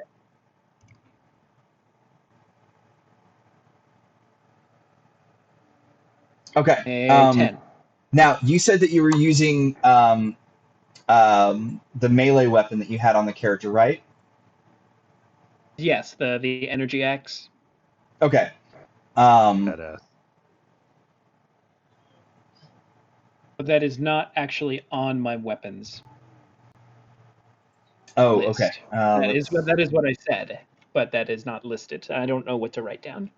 You did say that you added it to a mech last time, so if you are in certain situations, you can attempt a parry. Um, if you're not able to dodge, this would be one of those situations. So you're going to make a fighting check with where's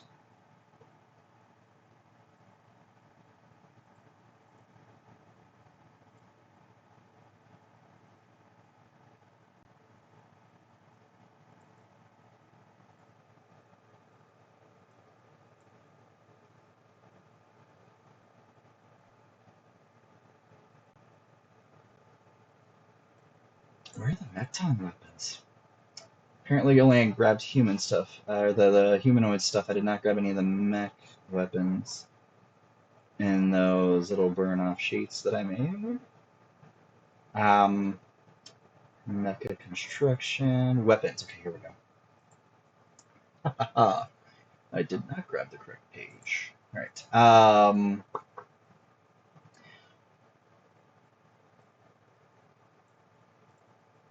Okay, so the energy axe is a +0.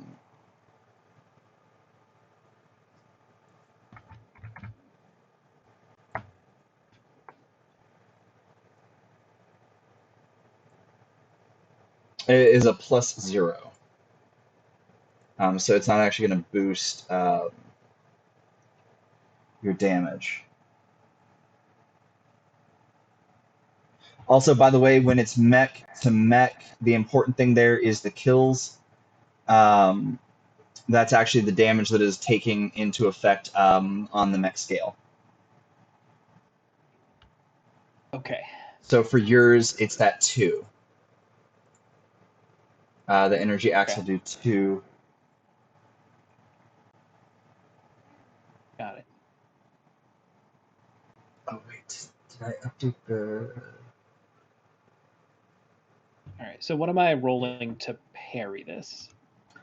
So what you're gonna do instead of making a piloting check, you're gonna make a fighting check. So MV fighting D10.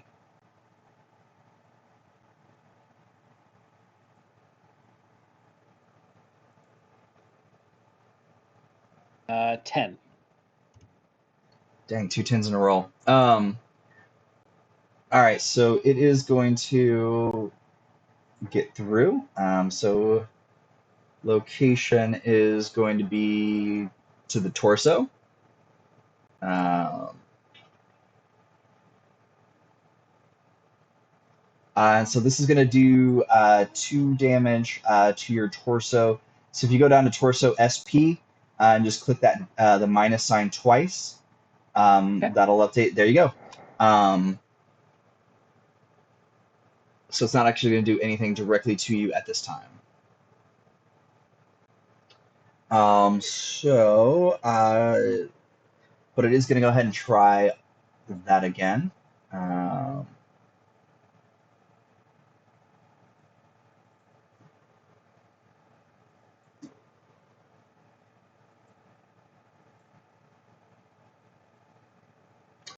All right, Oh, so that's a 1. yeah, go ahead and give me a piloting check. Let's see if you're able to dodge this. Maybe. Oh, I need to roll a d10. There we go. I got a 5. Don't they get a penalty for a 1? Isn't that a thing? Oh, yes, yes.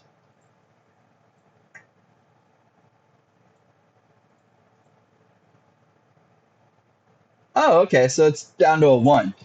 So yeah, no, So you were able to. Wow, what a roll. having a -6 makes it impossible to feel competent at anything. That's because its movement ability is very low, but I'm surprised your reflexes is so low. I don't know why I thought your reflexes was higher, but I know my reflexes are just 7 from my character, right? yeah. The Roost character sheet. Yeah, it's just a 7. Yeah, no, with the bigger, basically because of its lack of maneuverability, that's what that is. But what you get is a lot more SP and a lot more kills that it's basically able to absorb. Okay, good to So know. that is the roll off on that. So next up is Arc. You can you can either maneuver yourself into the launch chamber, launch yourself out, run out the launch chamber, um, or you can open up the side variants that it looks like Bovin's about to try and do. You can open it up ahead of them and get out.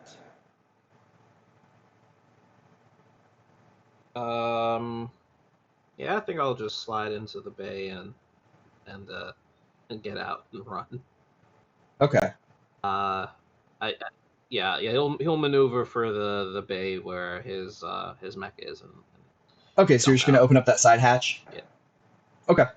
So the side hatch pops open. Well, Oh, well, before he opens it up, can he see any of the other mechs that are attacking us? not exactly. You do have sensor readouts that show that they're not too far. Like if you open up that hatch, you're going to basically be able to see both of them. You do see that one is in combat with one of yours. Okay. Will he be able to? He will pass on getting in the mech if he can't close the hatch back after he gets into it, because he doesn't want to let them like get into the ship. Are you sure you want to do So that? if like getting in, he does not want. Yeah, he does not want them getting into the ship. So he'll once he opens the hatch and gets in, he'll make sure to close it first, and then he'll get out. All right. Unless wait, is Bovin getting out at the same time that he's getting that Penjani's getting Bovin in? is heading towards the panel. Bovin's heading towards that direction to get out as well. You're just going to be able Then to yeah, beat them. he's not gonna close. Okay. Okay. That's what I was like. He's not I was gonna like, shut the door. damn. It's like open up Okay. and then like you walk out, it slams and.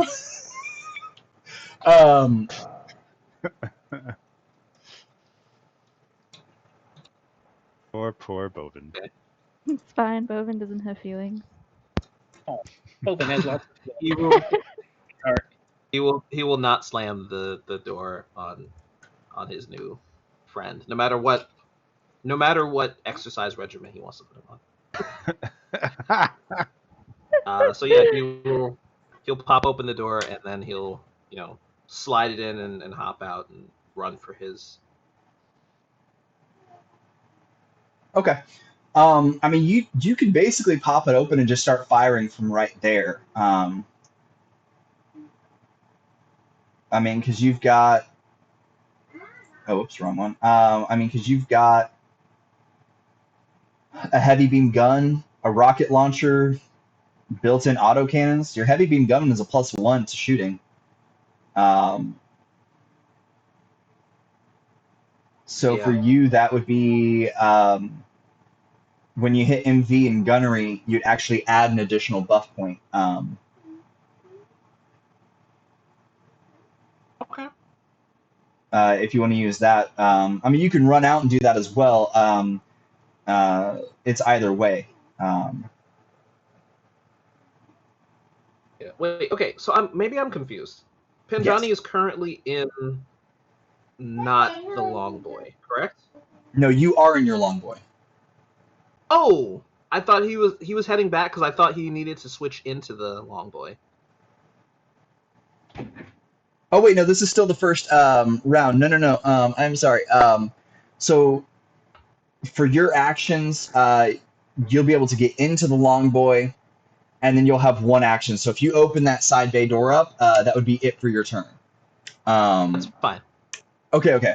We'll pop the door open and then hop out of the larger mech, or I guess the one that he came in with, and Oh no, hop this into is the Long Boy. this is you getting in the long boy and then opening up that side hatch.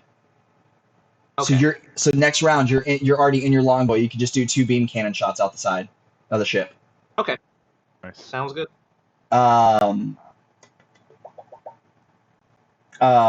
So Agent 1 is going to get to go, and Agent 1 is actually going to target y'all's drone. So at this point, it's pretty clear that we are in open combat with these guys, Oh, right? yeah, they had. Oh, gotta- yeah. I got to take a shot now, I think. Oh, yeah, not a problem. I was just like, I guess he's waiting to take a shot. Like, Oh, thank you. I appreciate the. I wasn't waiting sure for if you were gonna trying to figure out the scene beforehand, but so you can Yeah. the one that is attacking Roost is fully visible. The other one is partially covered by some terrain. Let's go. You don't attack my boy. Come on, let's.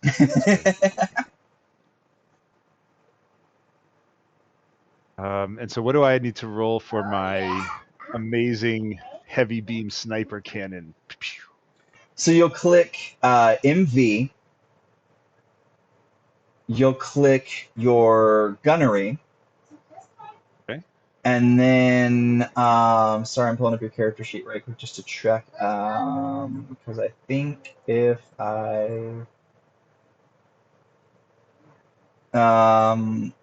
and you get a +1, so you'll add an additional +1 to that. +1. Okay, and then also enroll a D10 for the roll. Yes. All right, here we go. So yeah, I'm taking a shot at Roost's opponent. I take a moment just to breathe and line up my mech cannon. I guess it's not really. I guess it's just coming out of like my arm or something, right? Like I'm not actually Holy holding. shit, that's an anti-tank cannon. No, it's a while it is a sniper, it's not very large. It's basically like a shorter rifle that like once you set it up, you tripod pops out, it extends itself a little bit. Like it is a compact thing that is on your body that you're able to like pull on and off. So it extends out and like looks a little bit bigger. So Yeah, I push the button. I breathe, and on the exhale, I take the shot with a 17. all right. So automatic chance to try and dodge out of the way. The sensors catch it, but does it catch it in time? No. And their blades cannot parry a beam weapon, so they can't attempt to try and stop that. Certain kinds of shields can do that. Oh, I'm so sorry, everybody. I That makes sense. turned off.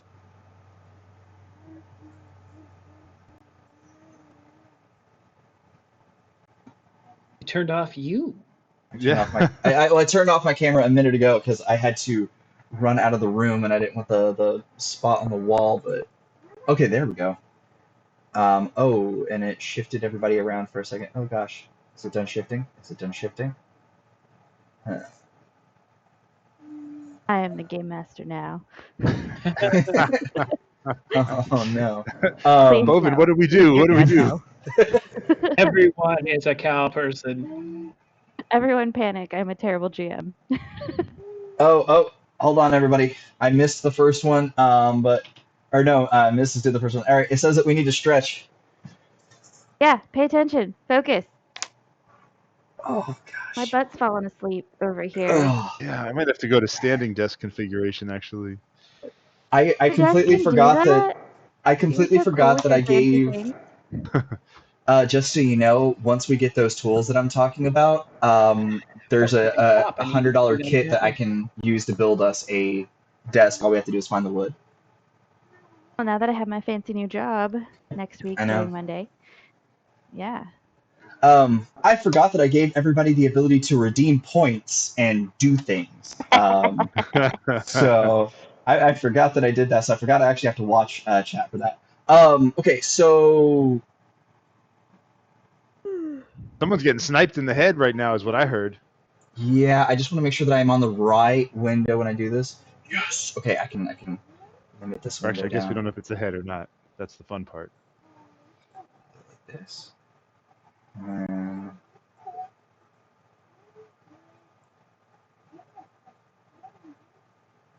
all right, so yours was a 17. Mine is a 13 total. There's no way for me to parry. So go ahead and give me a d10. Let's see where you hit exactly. Left leg. Support. Oh. This Left is leg. actually going to hit the pod. So you potentially are taking out the person inside. Oh. Oh, that's brutal.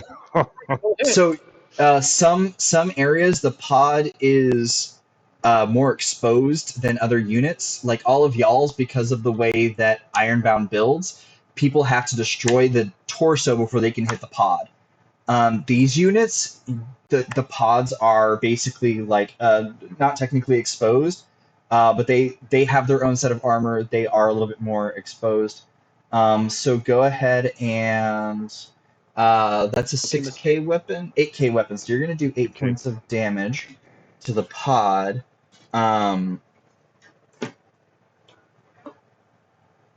I have things falling over here.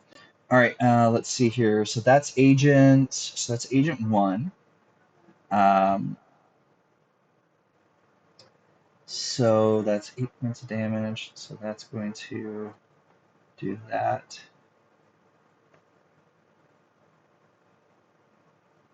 So y'all can now actually see inside.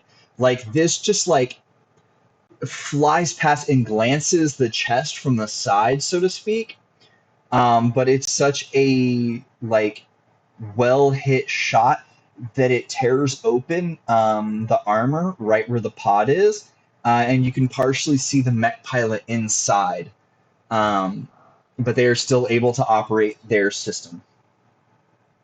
When they finish After they cleaning the shit poop out of it. themselves. Yes, thank you, yes.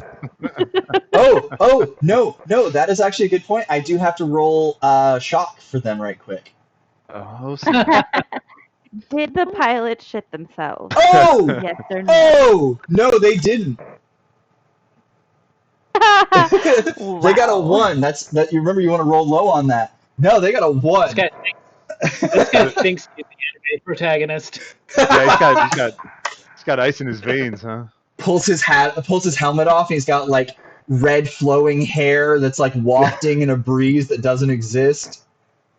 I was just gonna say he just takes his cap and like turns it around. It's like, all right, let's do this. Done. Well, I Um, love any time in an anime where a character is engaged in melee and then like somebody comes and gets their back. And so I like to imagine that like Roost is squaring off against this other mech, and then this shot just like comes out of nowhere. And you hear over the comms or something like some sort of pun about shooting things that I can't think of at the moment. Placeholder for clever clip. Emilio, not Emilio, Beta. Oh my gosh. Beta, I was concerned that you wouldn't have my back, but I'm glad that you have his instead. There we go.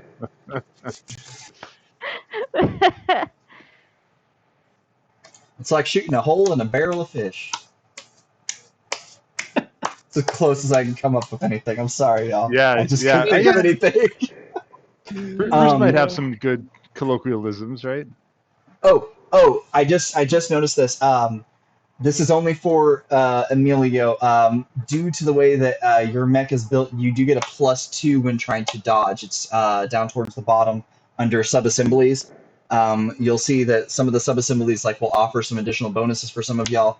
I am 99% sure that you're the only one that has the boosters in the legs. And I just forgot that character's name from My Hero Academia, but Oh yeah, the little rocket dude. yeah, it's pretty much like that. There's just these rockets in the back of your mech's legs that Yeah. Eat it with a sniper. Yes, Hida. Okay, so I lost what initiative number we were on. Your second guy was going after the drone. Yeah. Oh yeah, that's right. All right, so we're gonna do that. We're going to do this. So our total here is an 18 for shooting, and the drone is gonna try and dodge it. No. All right.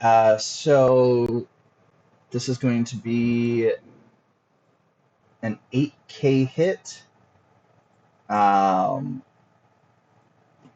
drone. We hardly knew you. And this is going to be a shot to the right arm, which they don't have arms or legs, but they do have basically Gravitex engines that are going to line up with that. So it's potentially going to take out an engine. Let me pull up. No.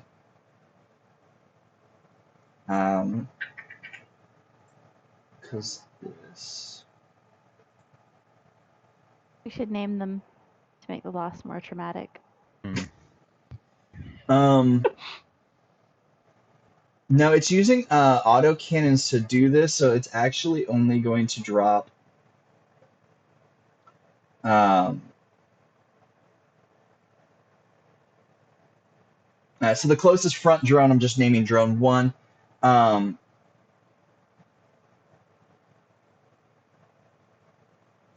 No, it takes a little bit of damage. It is still flying, but it sputters sparks every so often. But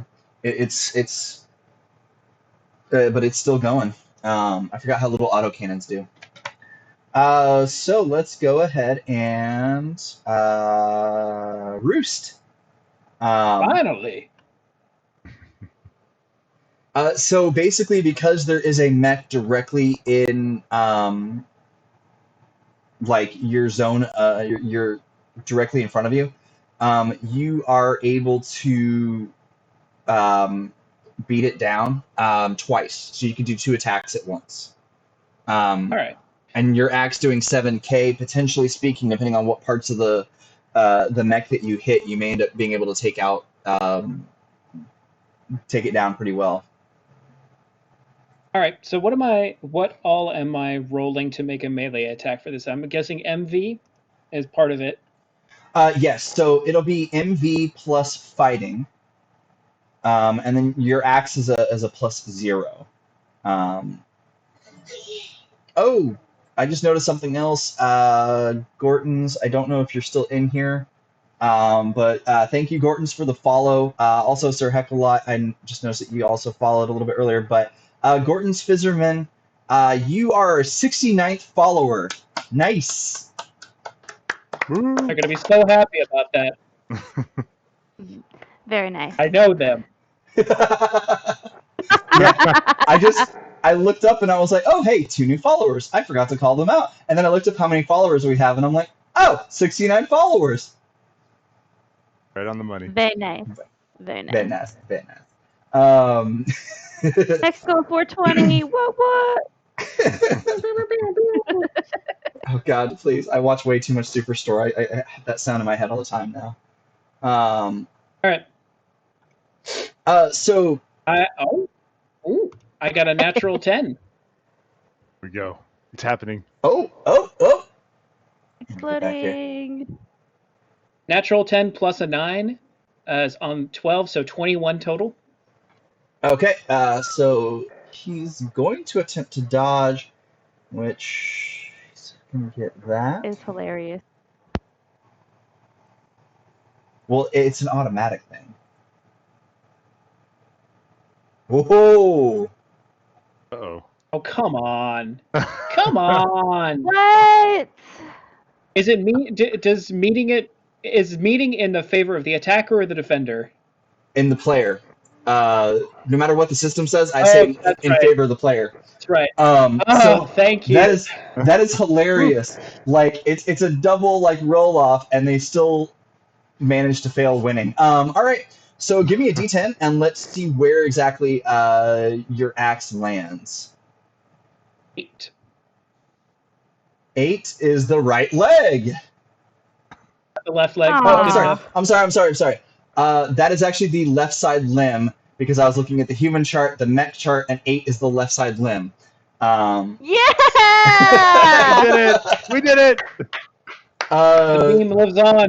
So your Arc- axe Your does. shirt says they fuck your left leg. You're now a part of the history of left leg injuries. If this is a kill, you're part of the history of left leg murders. Yes, I'm true. just happy to be here right now during this moment. Oh, okay. I see what my issue was. I'm not reading from the right. Okay. There is a subsection of like how much damage each Mekton weapon does, and I was like over here looking at where you do 7K and looking over here where it says 6K, but a non-energy weapon only does 6. A non-energy axe only does 6K. Was it always a flat 7? Or Yeah. I apologize. I completely. No. That's fine. It is always a flat 7. It makes mech combat go a little bit quicker. I still don't know how I Right. feel about it, even after running this all these years. Like, how I feel about like the flat damage, but I will say that it makes this go a little bit quicker. All right, so you hit the left limb, and since they're fast mechs, and since it's this group, we'll call it the left leg.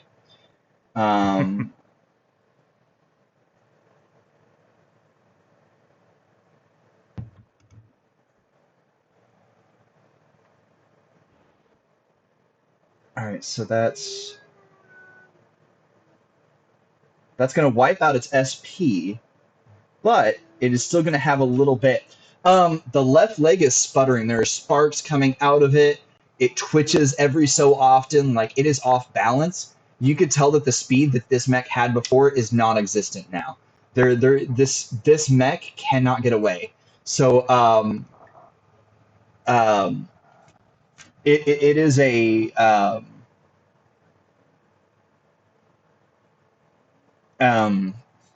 this is it. This mech is like a ride or die situation right now. All right. I get another attack, right? Oh yeah, no, you get another attack. I see that my heavy beam cannon gives me a +2. Is there a penalty for taking a shot with my heavy beam cannon right in his face? Not exactly. It will take an action to pull it out, though. Oh, all right. Well, Wait, I think I'll no. just swing I it. do apologize. Hold on. Let me pull up your character because if I remember correctly, this is mounted to your. No, I am so sorry. You're saying the cannon. So the cannon Yes. is basically like in Gundam, those older models that had like the weird cannon on the back where like it falls forward to fire. That's exactly what this cannon is. So it does not take an action to ready it and fire. And actually, you get a +2 when attacking with it. So it's your MV plus your gunnery +2.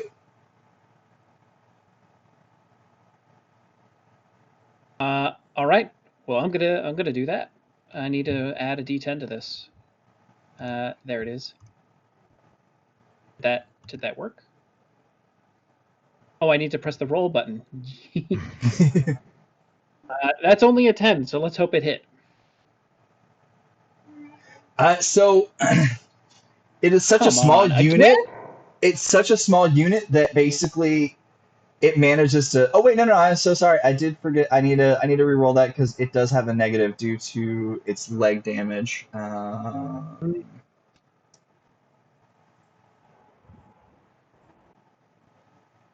I'll take that. Yeah, no, it gets a maneuverability negative. That negative is going to greatly hurt it. I'm not even going to roll the d10 to see what negative it gets from rolling a 1 on the die. It's a Actually, for shits and giggles, let's do that. Awesome. It is at a -6 for trying to dodge out of the way. So let's go ahead and roll to see where you're going to hit. Roll a 10, baby. Roll a 10.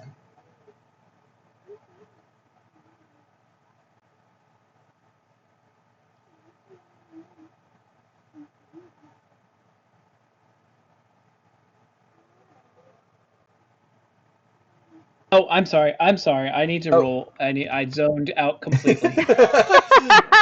I was like, oh! Roll a d10 again. Damage explodes. No, it's the special hit chart. Oh. Your next one is 9. You get to roll on the cinematic damage chart. Roll again. Yes. Oh. For flight system cuts out for 1d6 turns, dealing damage to the torso. So it actually cannot use its flight system to take off.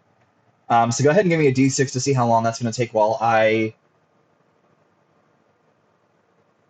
1.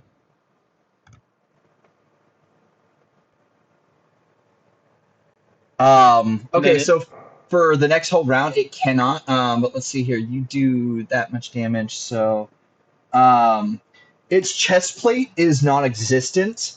You can see the servos and all of the gears and everything inside, and like what's holding the pod in. And I'm gonna make, with all this damage, they're gonna roll a d10 again to see if they're able to. Man, this pilot is incredible. They're just like shaking up. They're like, it's falling apart, but I am gonna take you down. Like they're just determined. As they have done a total of 2 damage to my non-critical components. So that's gonna go back up to the top. I imagine, if I may, real quick, that Roost uses the energy axe to like lands it in the leg and hauls the mech up into close range as the cannon drops down. Like, Nice. y'all picked the wrong old grumpy man to pick a fight with today. Oh yeah, it's basically like a flashbang. Like you can't see for a second, and like when you get vision again, it's just like the chest plate is just gone. I forgot who. Oh, Bovine. The gate is open. If you use a ranged weapon, you can do 2 attacks. If you want to do a melee, you'll have to move and attack, so you'll only get to attack once. I actually have to reroll my initiative. That's correct. So, So it's my MB and a D10, right? correct.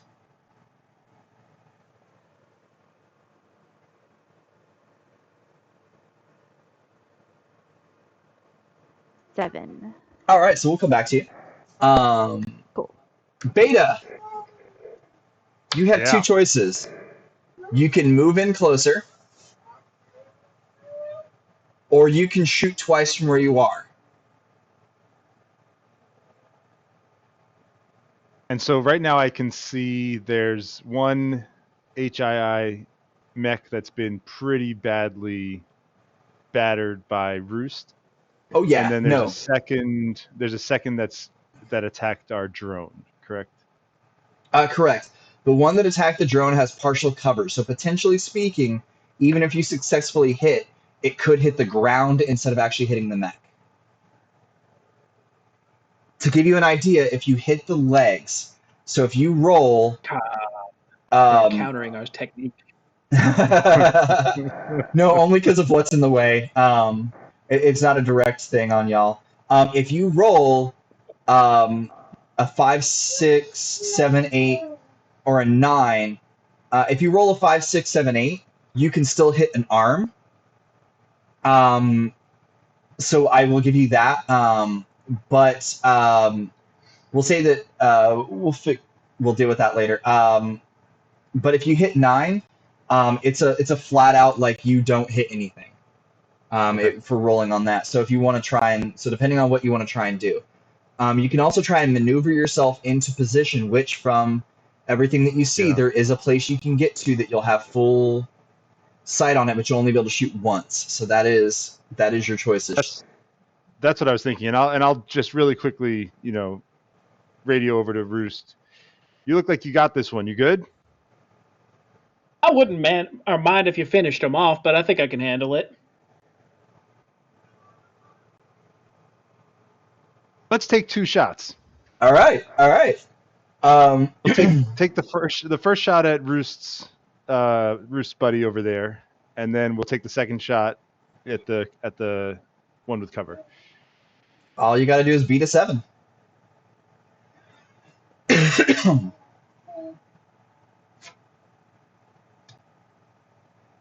MV plus gunnery plus D10. Plus the 2 that you get from, I believe you have a 2. Plus one for the Plus 1. Yeah, yes, that's right. Thank you. So total plus 9. Oh, it's an 11. That beats 7. It beats a 7, yeah. So roll a d10. Let's see where you hit. Show me left leg. It's a 9. A 9. Okay, so that's the other. That's wings, tails, things like that. These mechs have basically like a jetpack on the back of their bodies. So you are directly shooting at the jetpacks that they have. So let's see here. You ain't going nowhere. I'm hoping that it explodes and just shoots them off into space somewhere. So it actually is completely destroyed. So it doesn't like launch them anywhere, but they don't have any. They basically don't have maneuverability right now. If they were to try and like run away, y'all would literally be able to walk and grab them at their full speed. Like it's not even like you could basically do like a 5-foot step, so to speak, to get to it if it tried to run. Is how unmaneuverable it is right now. So they're still up and they still have their weapons. Yes, they are still up there. Still have their weapons, but they have 0 maneuverability. They can't just jetpack out of here into safety. I think I'm gonna try to finish this guy off though with the second shot. Then. Okay. Yeah, let's do this one more time.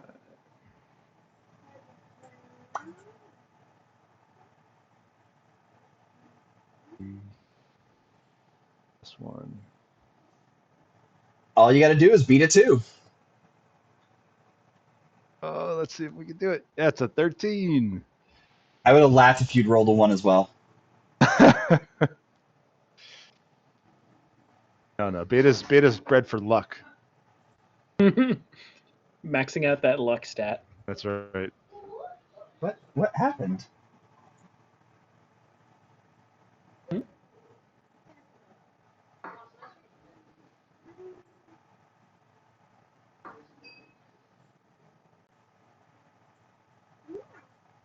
Oh, does that close them on both? No. Okay. Our dice roller got lost. Oh.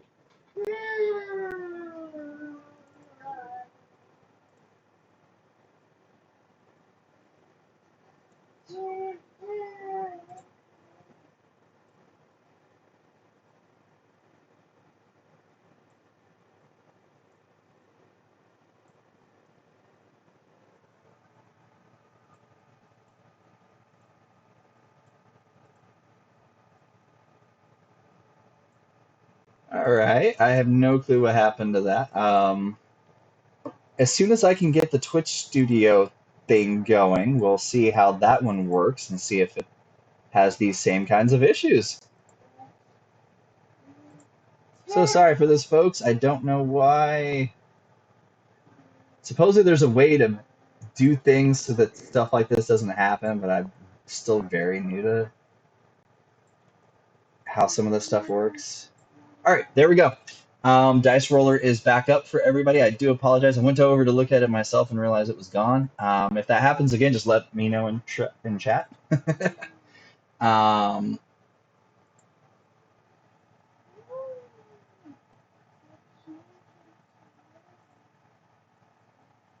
I'm so sorry I lost my place. What were we doing? Where were we? Oh, you were taking a second shot.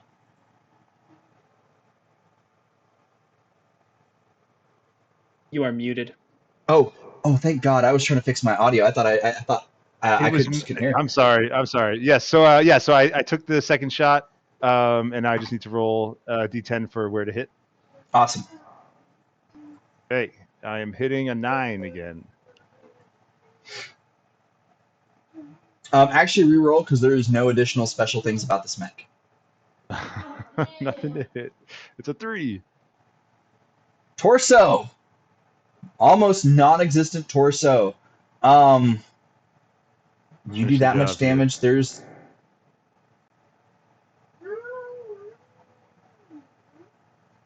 Yeah, no. So this mech is non-functioning now. A shot. I don't know if you want to describe this, but basically, like there's a head connected to some arms, some sort of functioning legs, and a pod. Like that's all that's left of this mech. There is no torso left. I love that we just combo moved this thing. It was like shot, axe, shot. Just I mean, it's just picked apart now. It's just a scrap heap. Yeah, no, it is sitting in pieces. Like I said, like the person is sitting in the pod. Which let's see if this finally breaks them. Nerves of steel. Oh, they are stunned. They are in shock. So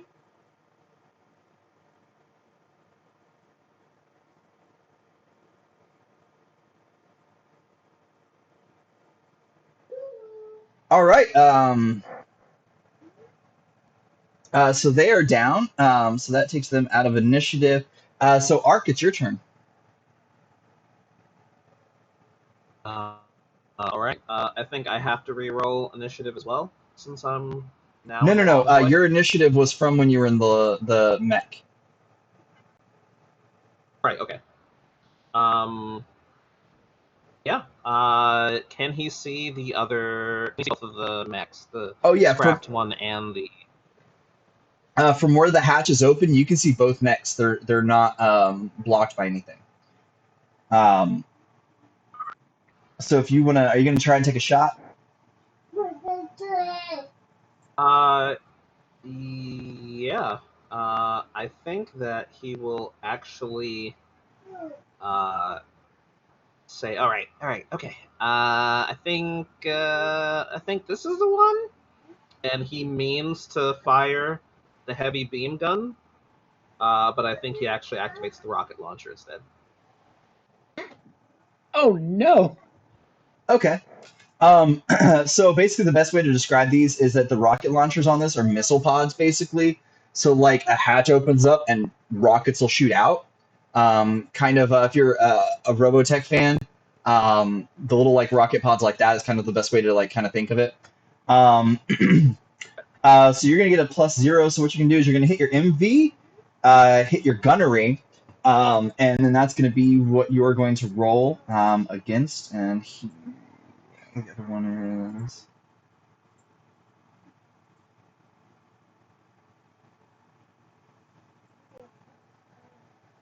Okay. Is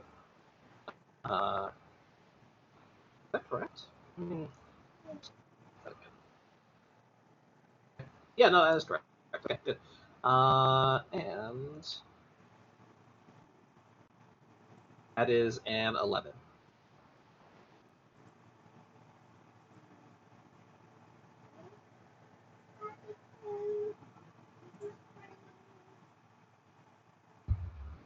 All right. So you beat their ability to dodge by 1, so you're going to go ahead and roll a d10. And let's take a look at where you hit.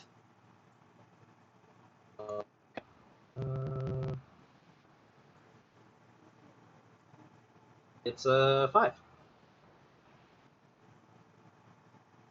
Right arm. Oh no, I'm sorry. That's the human side. Right side limb. So, um, go ahead and roll a Is d10 this one more the one time. that had the? Mm-hmm. Is this the one that had the left leg blown out? No, no, this one is unscathed. All right. You 7. all right? So we'll say that because that's higher, that's bigger. We'll say that that's the arm. Um, this one has is no damage. How much does the rocket do? The rocket actually does 4K, so 4 kills. Um, uh, Not as much as I expected from a rocket launcher. that's what I was saying. Thinking about Robotech because they had those like mini rockets that shot out of things. They didn't do like a Yeah, no, huge that amount of damage. They were makes cool. sense.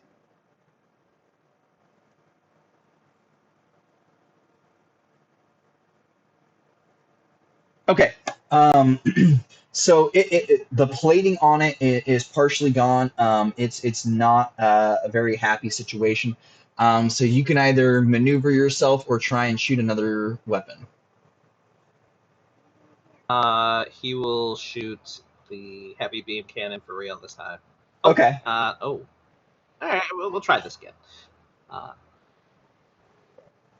right. So that'll actually be a +1. Which side? Which arm is it attached to? Because this is a mounted one. Uh, this is. We'll say it's his left. Okay. So you're shooting with your left arm. This one does 6K. So let's go ahead and get a roll. You get a +1 to that. Um, Okay, so MV gunnery and then another +1. MV gunnery and a +1. And they rolled a 10 again. Great. Keep rolling. Not great. He's a big. Uh, Nice. 13 okay. Give me a D10 to see where we hit. Is a 6.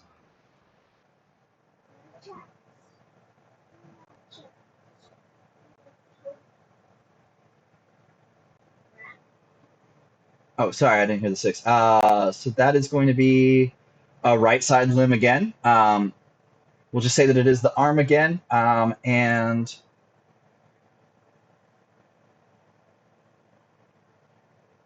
um, it is barely functioning. The right arm on this mech is barely hanging on. It's sparking, it's twitching. There is almost no functionality in it. And the weapon that it was carrying is a beam gun, a separate weapon, and so now it doesn't have the ability to actually fire that beam weapon again. Um, and it's his turn. He's going to pull. He's going to drop it and pull out a sword from behind him, but it's not a energy sword. It's just basically a small bladed sword, um, and he's basically going to level it and aim it at Roost and go in for a kill shot on Roost. Um, Kill shot. Are you just being flowery, or is that an ability? I'm just being flowery. Sorry. Okay. Ooh. Like you can see, there is anger, but he's gonna have a 15. Okay. I need to roll MV and piloting. Piloting. Wait, actually, am I parrying? I can parry this, can't I? You get the auto dodge and then you parry. Got it. That's right. Okay, close that. D10. I got a 10 that does not dodge. All right, so this is something that you can parry with your energy axe. Which since you already have it, you can do that, which is you get to add in your melee this time. Melee or fighting? Because I've been Sorry, using fighting this whole. fighting. Okay, I got a 10 again. I just rolled one lower and got a one higher bonus. Oh, okay. So It's all right. Hopefully, I can take the hit. honestly, with the way that your mech is, I don't see it not really. So this is going to go as a right side. Going for your right side arm. And this is going to deal 5k. So on your right arm SP, just take that down by 5. Okay. So see, yeah, like you're not really as much of a. You don't have to worry as much, really. Um, uh, he has scratched the plating on your right arm. Is basically what has happened right now. All right. Bovine, All you right. saw Ark So shoot twice out at this thing, and then like he drops his gun and leaps into action and goes for Roost.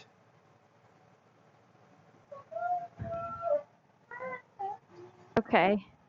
You can either move in and do a melee. I don't have any melee weapons. I mean, I guess I could punch it, but Yeah, if you just roll fighting, and then I've got the damage over here for all of the melee stuff. I mean, you can punch, chop. Actually, chopping and jabbing are minuses. You can kick for no negative. Um, Tackle him to try and get him away from Roost. your yeah. mech doesn't. Apparently, mechs can bite. Realize What? this? Apparently, I guess if you have like a specific kind of mech, it can do a bite action because bite actions do Nice. 4k. Something about who do I have to bribe to get a dragon mech? Right? Well, somebody with dragon in their name, their character can operate all of the mech manufacturing stuff. So technically, if there is already a dragon mech in the system designed, then yes. And by that, I mean I'll have to see if I have anything. Otherwise, somebody will have to spend some time with me and design a dragon mech, and then you can duplicate it out.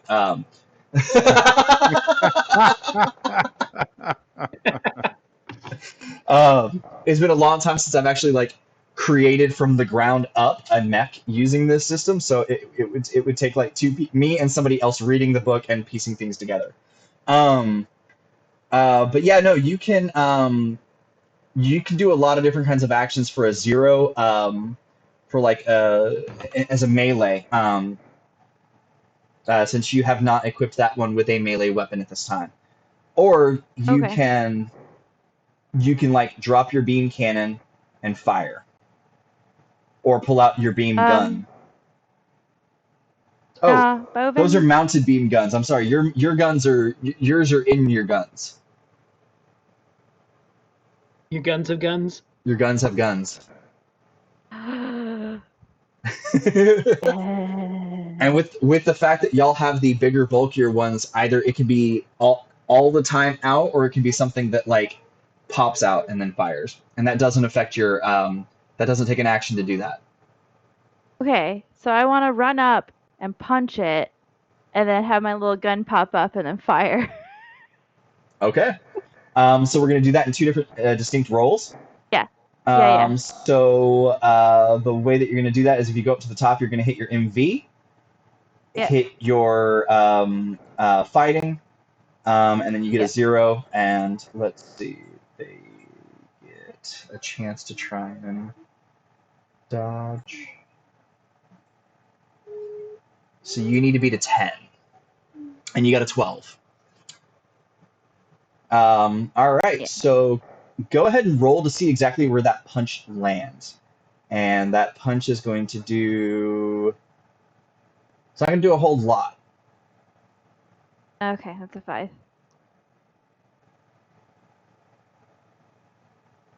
Um, That's gonna be the right arm. I mean, it's the right side limb, but I'm figuring with that right arm already damaged, we'll just say that that's where you're hitting.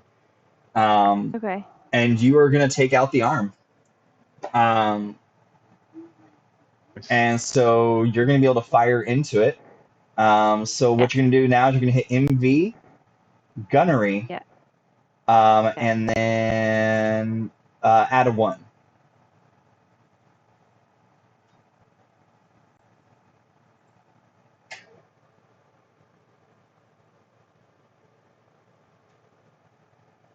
Boop. And you beat it again. A Ooh. 16 versus an 18. That's Your a gun natural fu 10. is strong. Oh, Right. that's a natural 10. Yeah. I mean, you didn't. Oh, that's a natural 10 on both.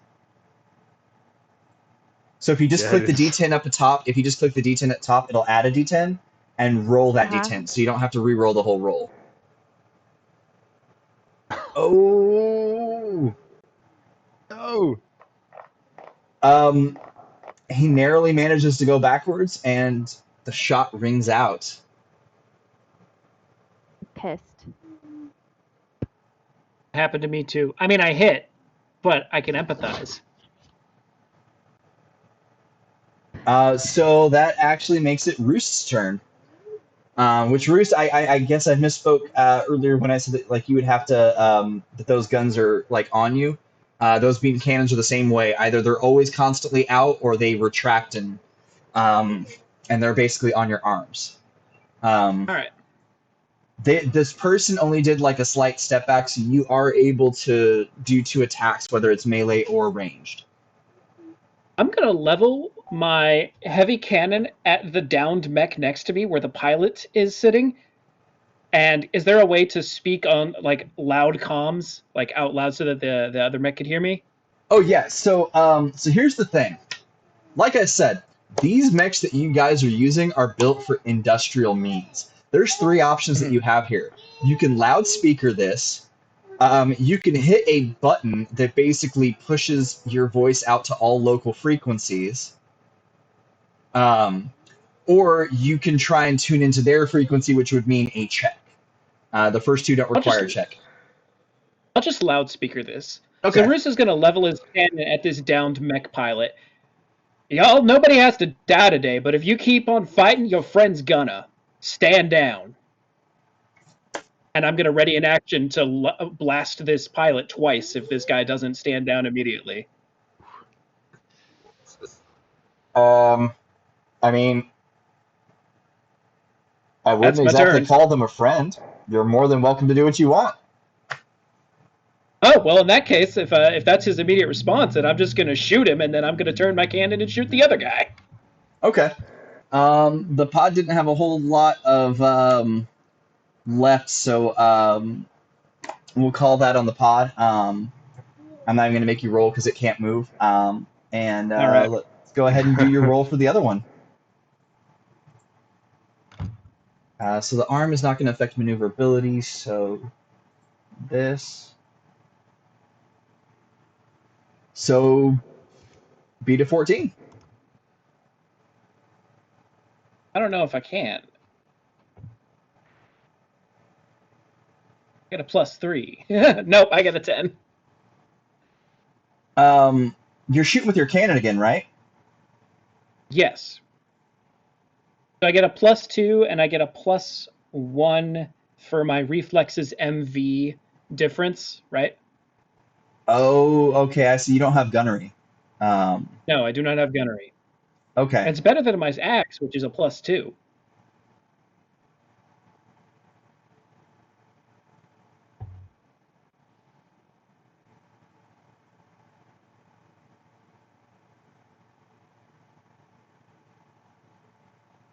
Actually, hitting with your axe, you'd also get fighting, so that would give you a +3. So wait, hold on. Well, no, because I get a +1 to fighting, and I get a +1 from reflexes, which is +7 over the -6 for MV. And because the axe doesn't have an innate bonus, it's only a +2 versus the +1 from reflexes and the +2 from the gun. Oh, okay.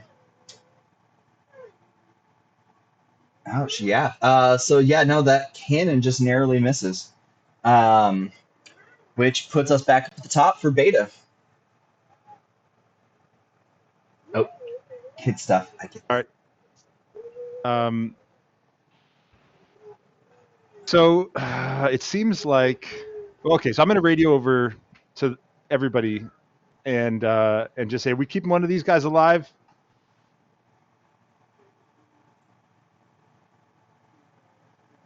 Yeah, I think we should try to keep Let this me one know. alive if possible. Otherwise, I mean, don't put too much effort into it, but we should try to take this one alive. Yeah. Okay. I'm going to move. Well, okay. First, I'm gonna just quickly look around. Is there anyone else? Have we drawn any attention? Are there other mechs appearing out of nowhere? Like, are we? Is it just what we've been dealing with? Um, are you gonna do a full sensor roll, or are you just gonna look around? I think just look around at this point. No. It looks like animals are moving away from the action. Outside of that, there's not really you don't really notice anything else. Okay. Visually. Then I will start to move in to a closer position. I'd like to, if I can, I'd like to move and take a single clean shot. Okay. Yeah, no, you'll be able to get a bit closer. You will be technically close enough that on its turn, it will be able to get you um, with Okay. your movement rate. Um, but yeah, no. A So you quick know how to roll. question. Yes. It moved into melee range with me. Is it still protected from like hill cover, or is it now Mm-hmm. wouldn't it have lost that cover? Oh yeah, no. It's lost that cover. Okay. So I could get 2 shots off without moving. Correct. Ah, okay. Yeah, actually, let's. I do want to get in closer, but let's do that. Let's do that for now. So okay, so we're gonna do.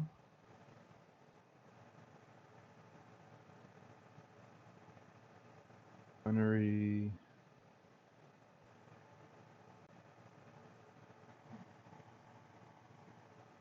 And I should put a die in there. There we go. Okay, so 13 for the first shot. Which they have a 16. Why don't I Loading see too. either of our rolls? There we go. Sorry, there seems to be some weird delay for it popping up over here. So the second attempt. Oh,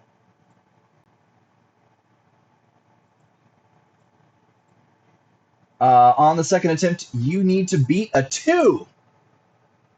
It's an 11. All right, Barely go missed ahead. it. Let's see where you hit. It's gonna be a 1. That's the head. Yes, it is. This guy's been he dodged. He's a fighter. You know, he avoided that first shot. He's been going to town on our drone. Got to put him out. So headshot is just the 8 damage. Yes. I'm pulling it up.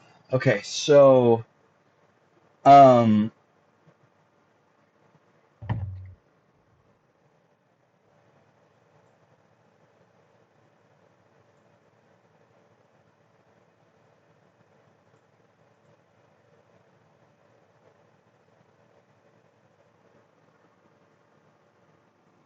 I'm sorry. How much does that do? 8 damage. Yeah, the sniper rifle, the beam sniper is 8K. Okay. So the head is actually mostly destroyed. Um, there's pretty much nothing left on the head of the mech. So they actually like pop their pod open, and they are going to maneuver and everything like that with the pod open. Okay. So that then goes to actually Ark. Um, Penjani feels a little bit bad about shooting at this guy because he's like,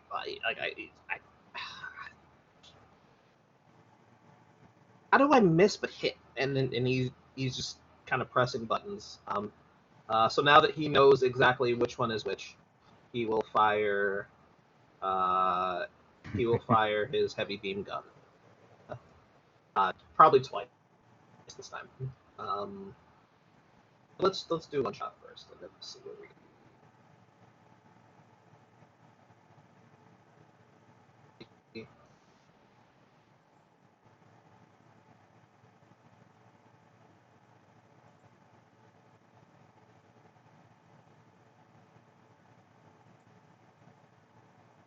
It is a 10 total. Okay. Alternatively, I do have the numbers for like trying to hit a specific spot on a mech for a called shot. He might aim for that for the second one then. Sorry, what was your total? It was 10 for the first shot. Okay. So it narrowly misses.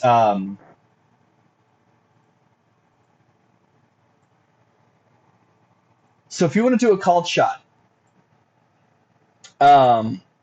if you want to try and hit like a servo, a weapon, sorry, if you want to hit like a servo, like a specific spot, like where something moves, joints for the legs, arms, yada yada, that's -3 to what you're about to roll.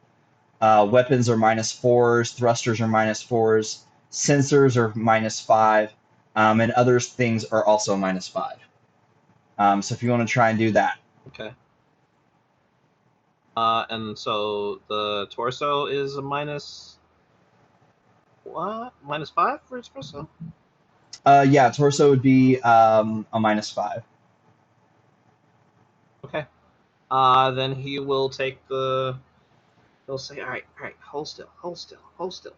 All right. And fire off. Accidentally slip and hit the missiles again. Hopefully he doesn't like kill his. With it open, he's actually a little bit worried about killing the guy. So I'll fire the rocket launcher head for the second shot.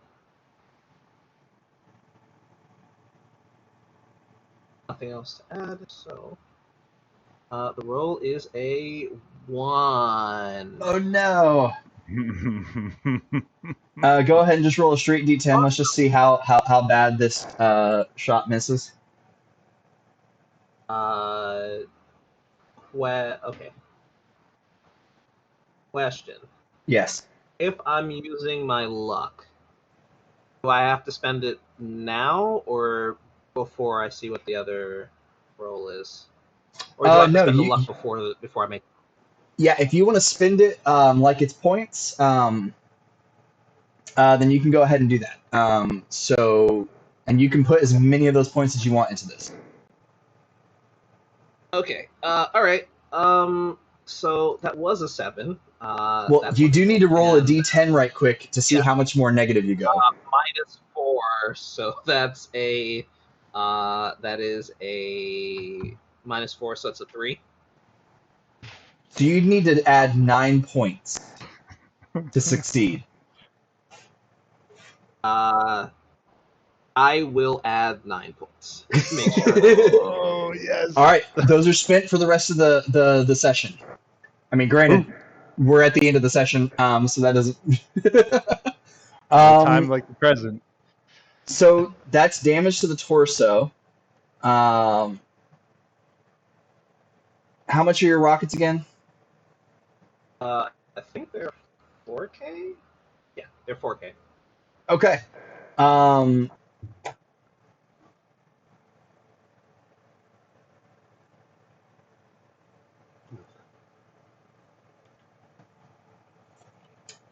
So you basically blow the plating off the torso. Uh,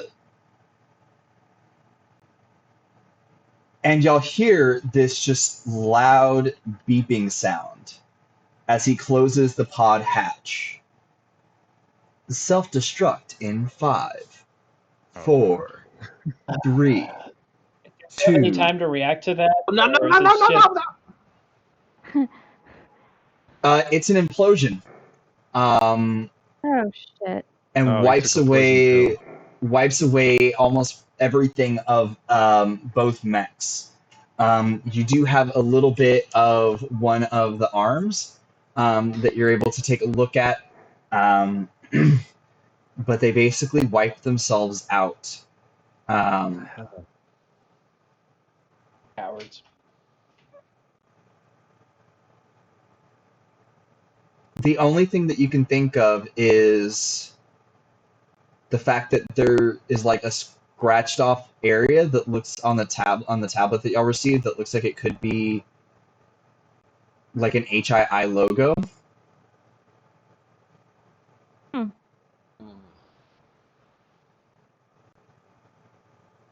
So, like, what? They thought we were the ones that stole this tablet? Or I guess we'll figure it out. Yeah. So, right quick, what do your characters do? You put the mechs away? Do you stay out for a little while? What do you do before going to bed? Just a real quick from each person. We'll go Ark, Emilio, Mrs. and Will. Penjani would definitely put his mech back where in the bay where it usually rests, and his hands are probably shaking a little bit once he gets out. He's not like he's learned how to operate a mech, but he's just not. But it's not like this is his first time like ever using it like live, so he's like a little bit shaken up and probably goes back to his room and just calls it for the rest of the night. Like he's just like, I need a minute. It's not my like shooting people and killing them is not my thing. On the other hand, We'll come down for breakfast though. yeah, it is absolutely Beta's thing, and the adrenaline is really flowing right now. Beta is just hyped up and comes back and checks on everybody and sort of surveys the damage. But as soon as it's clear that anything we need to put away is put away, I'd like to actually take my mech out for like a run for like 20-30 minutes and just like get more comfortable with it, just burn off some energy. All right. Mecha zoomies. Oh my gosh.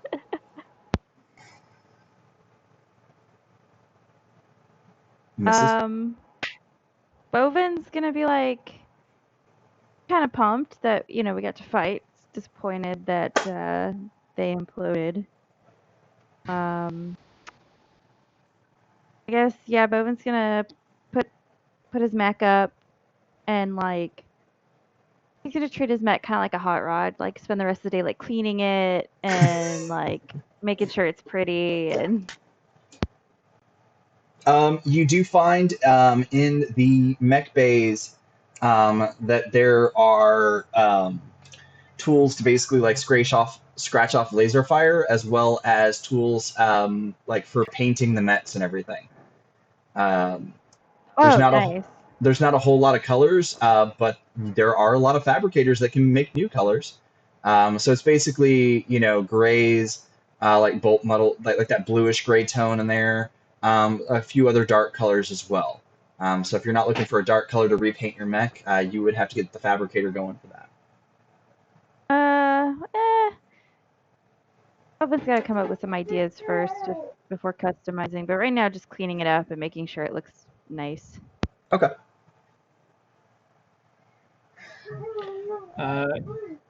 Roost is gonna collect any scraps that seem like they could be examined, any kind of salvage from these, understanding that like 99% of these are toast, these two HII mechs.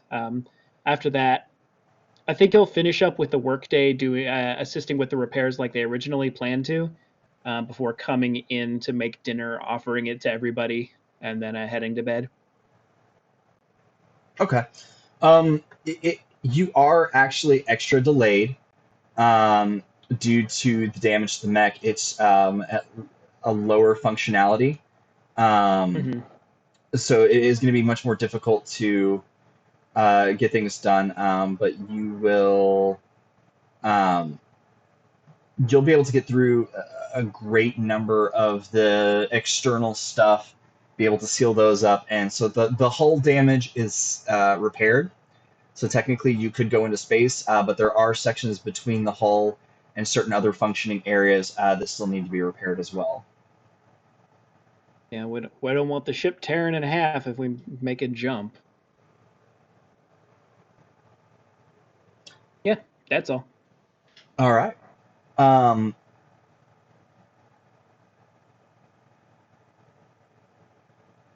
while you're out on your walkabout, so to speak, you do happen to notice a small transport coming in your direction, and you happen to recognize them as the pirates from the other settlement. But they're not heading towards the ship, they're heading towards your mech. That happens while you're Oh out boy. on patrol, but we will deal with that next time. Ah. I was like, what does RPG have cooked up for the end of this episode? No, it's y'all just Always. doing massive damage. All right, so we will start it. We'll do reverse order again. Ark, Emilio, Mrs. Will, and then me for our outros. All right. I am Arc Dragon Breath. You can find me here every Saturday playing Penjani. You can also find me on my own Twitch channel Tuesdays, Thursdays, and Saturdays. Today I'll be on in about an hour or so. And that's that for that. If you have our socials, follow us for more. Yeah. Thanks everybody for tuning in. And again, my name is Emilio, one half of Let's Roll Characters. We do a show where we come up with random characters for different RPG systems. So check us out, youtube.com/Let's Roll Characters, and on Twitter at Let's Roll Chars, CHARS. And I think I'm just going to really quickly throw in a plug for my personal gaming channel, which I don't really plug ever, but if you want to watch me play like Minecraft and Valheim and those types of games, it's Vendo Skeleton, twitch.tv/Vendo Skeleton.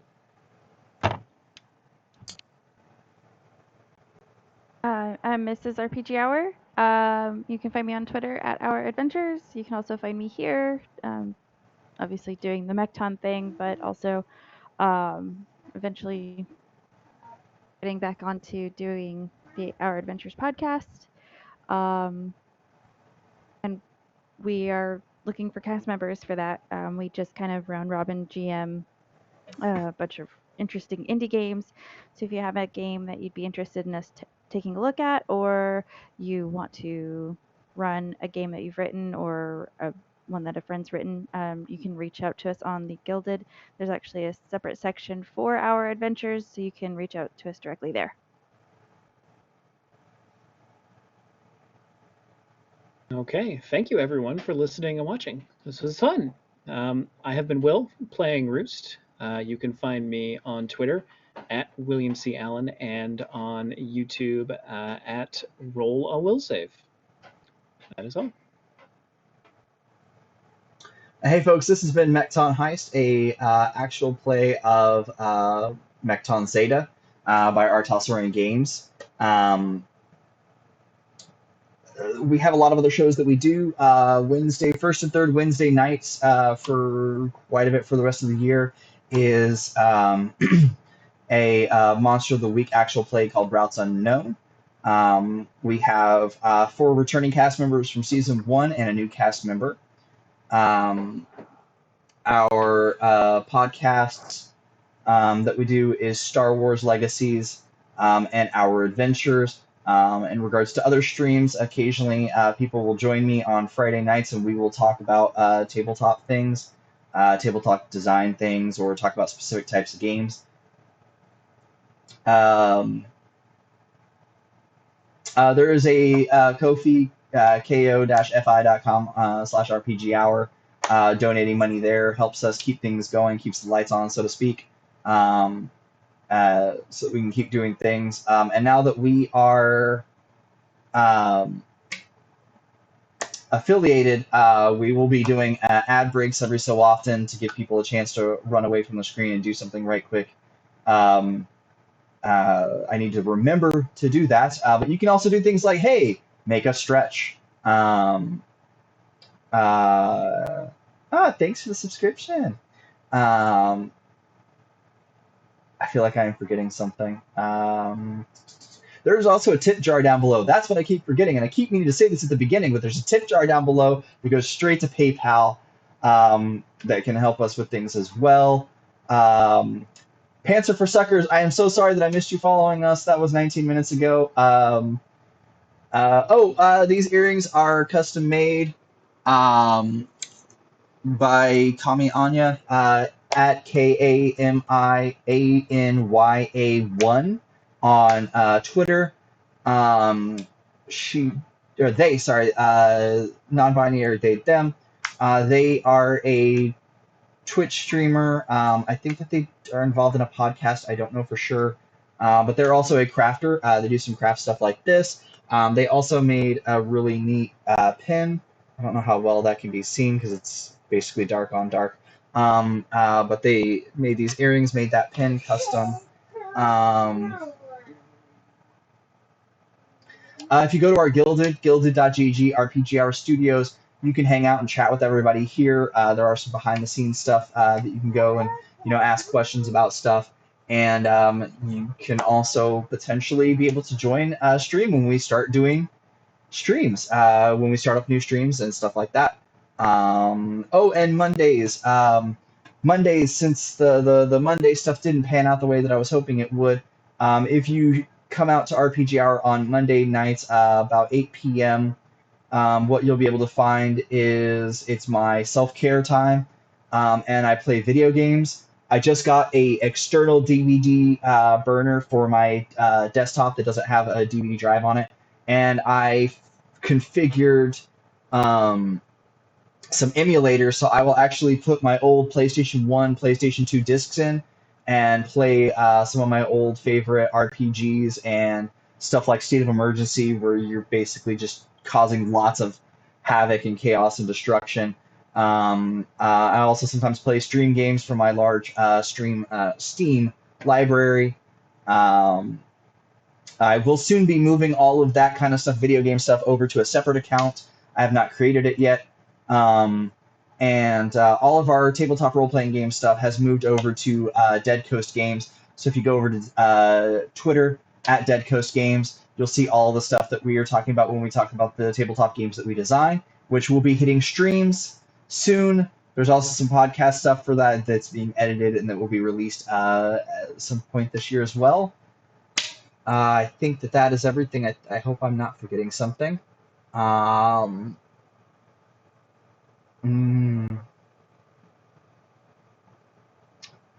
I don't know. Am I forgetting anything?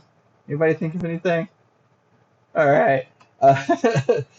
Thank you so much for joining us, and until the dice roll again.